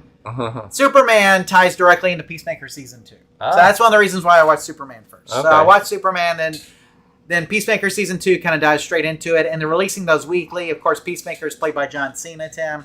And it's really good, but it's very vulgar, so, I mean, it is what it is. If you're not into the vulgar stuff, don't watch it. Season 2, though, so far has the potential to be better than Season 1. Okay. That's what I will say. So it's worth your time. I like it a lot. Been liking it. Tim, on Friday nights on USA after SmackDown, which I watch with the kids, is a new show called The Rainmaker, which is based on the John Grisham novel. Some of you guys may remember the movie who had Matt Damon in it. Do you remember this?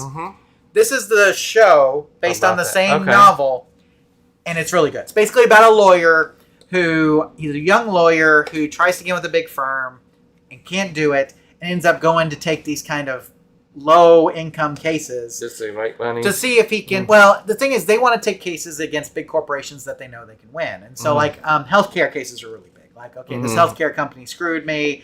And so, but the only thing is they only want to take them if they think they can win. Right. So like a personal injury lawyer too, in the same way, something like that. But it's really good, and I like lawyer stuff, and it's only 3 episodes in so far, but it's definitely worth your time. You can watch it on the USA app. I think it's also on Peacock, because again, same company. But The Rainmaker I do recommend. And a show that just hit Netflix that I want all of you guys to watch is Franklin and Bash, which is an old lawyer show from TNT. If you haven't seen all the episodes, you should go watch it. Zach from... Yes, it's got Zach from Saved by the Bell. Saved by the Bell. Mark Paul Gosselaar, Tim, if you're looking for... And Breckin Meyer. They are a team of lawyers, and they're just the most ridiculously laid-back lawyers ever, but somehow they always win in court. Okay. And that's what's fun about it. So, and the 4th season ends on the biggest cliffhanger ever, and hopefully if enough people on Netflix watch it, they're going to renew it and pay off the cliffhanger. That's what I'm going to tell you. So I want all you guys to go watch Franklin and Bash, get to the cliffhanger, and then tell Netflix you want another season. Okay, good. Because I want it again. I want them to finish up the cliffhanger. TNT, it was on TNT, Tim, and they left that freaking cliffhanger up there. And, it's been there forever. So Franklin and Bash, worth your time. Go watch it. Last thing, Tim, I want to say this to the end because, Billy Joel, and So It Goes on HBO Max. A 5-hour documentary. 5+ hour documentary. Okay. So I watched all of this. The first 2.5 hours have very little Billy Joel song or music in it. So Billy Joel apparently was in several bands and just hopped from band to band for a long time. Okay. Until he struck it out on his own. But his first wife was kind of his manager.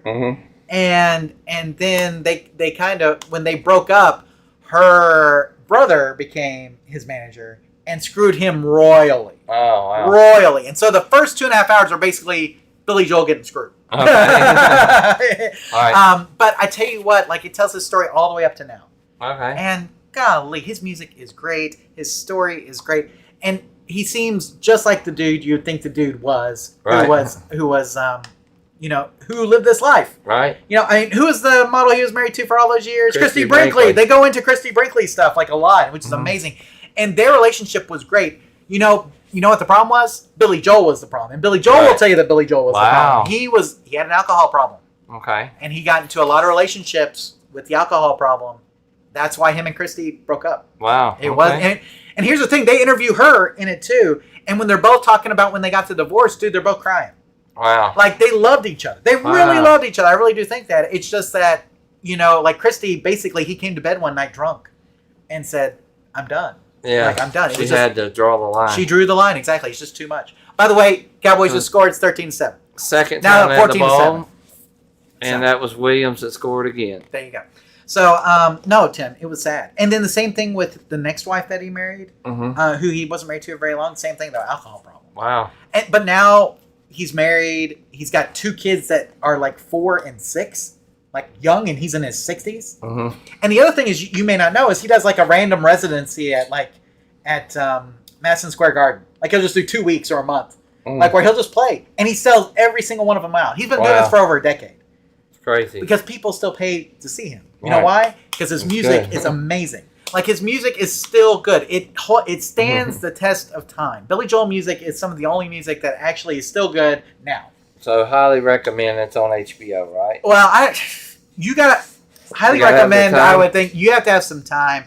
I think it's worth the journey. How long did it take you to watch all 5 hours? I watched it in 3 days. Okay, so that says a lot. Yeah. So I mean, if you're a Billy Joel fan, you should definitely watch it.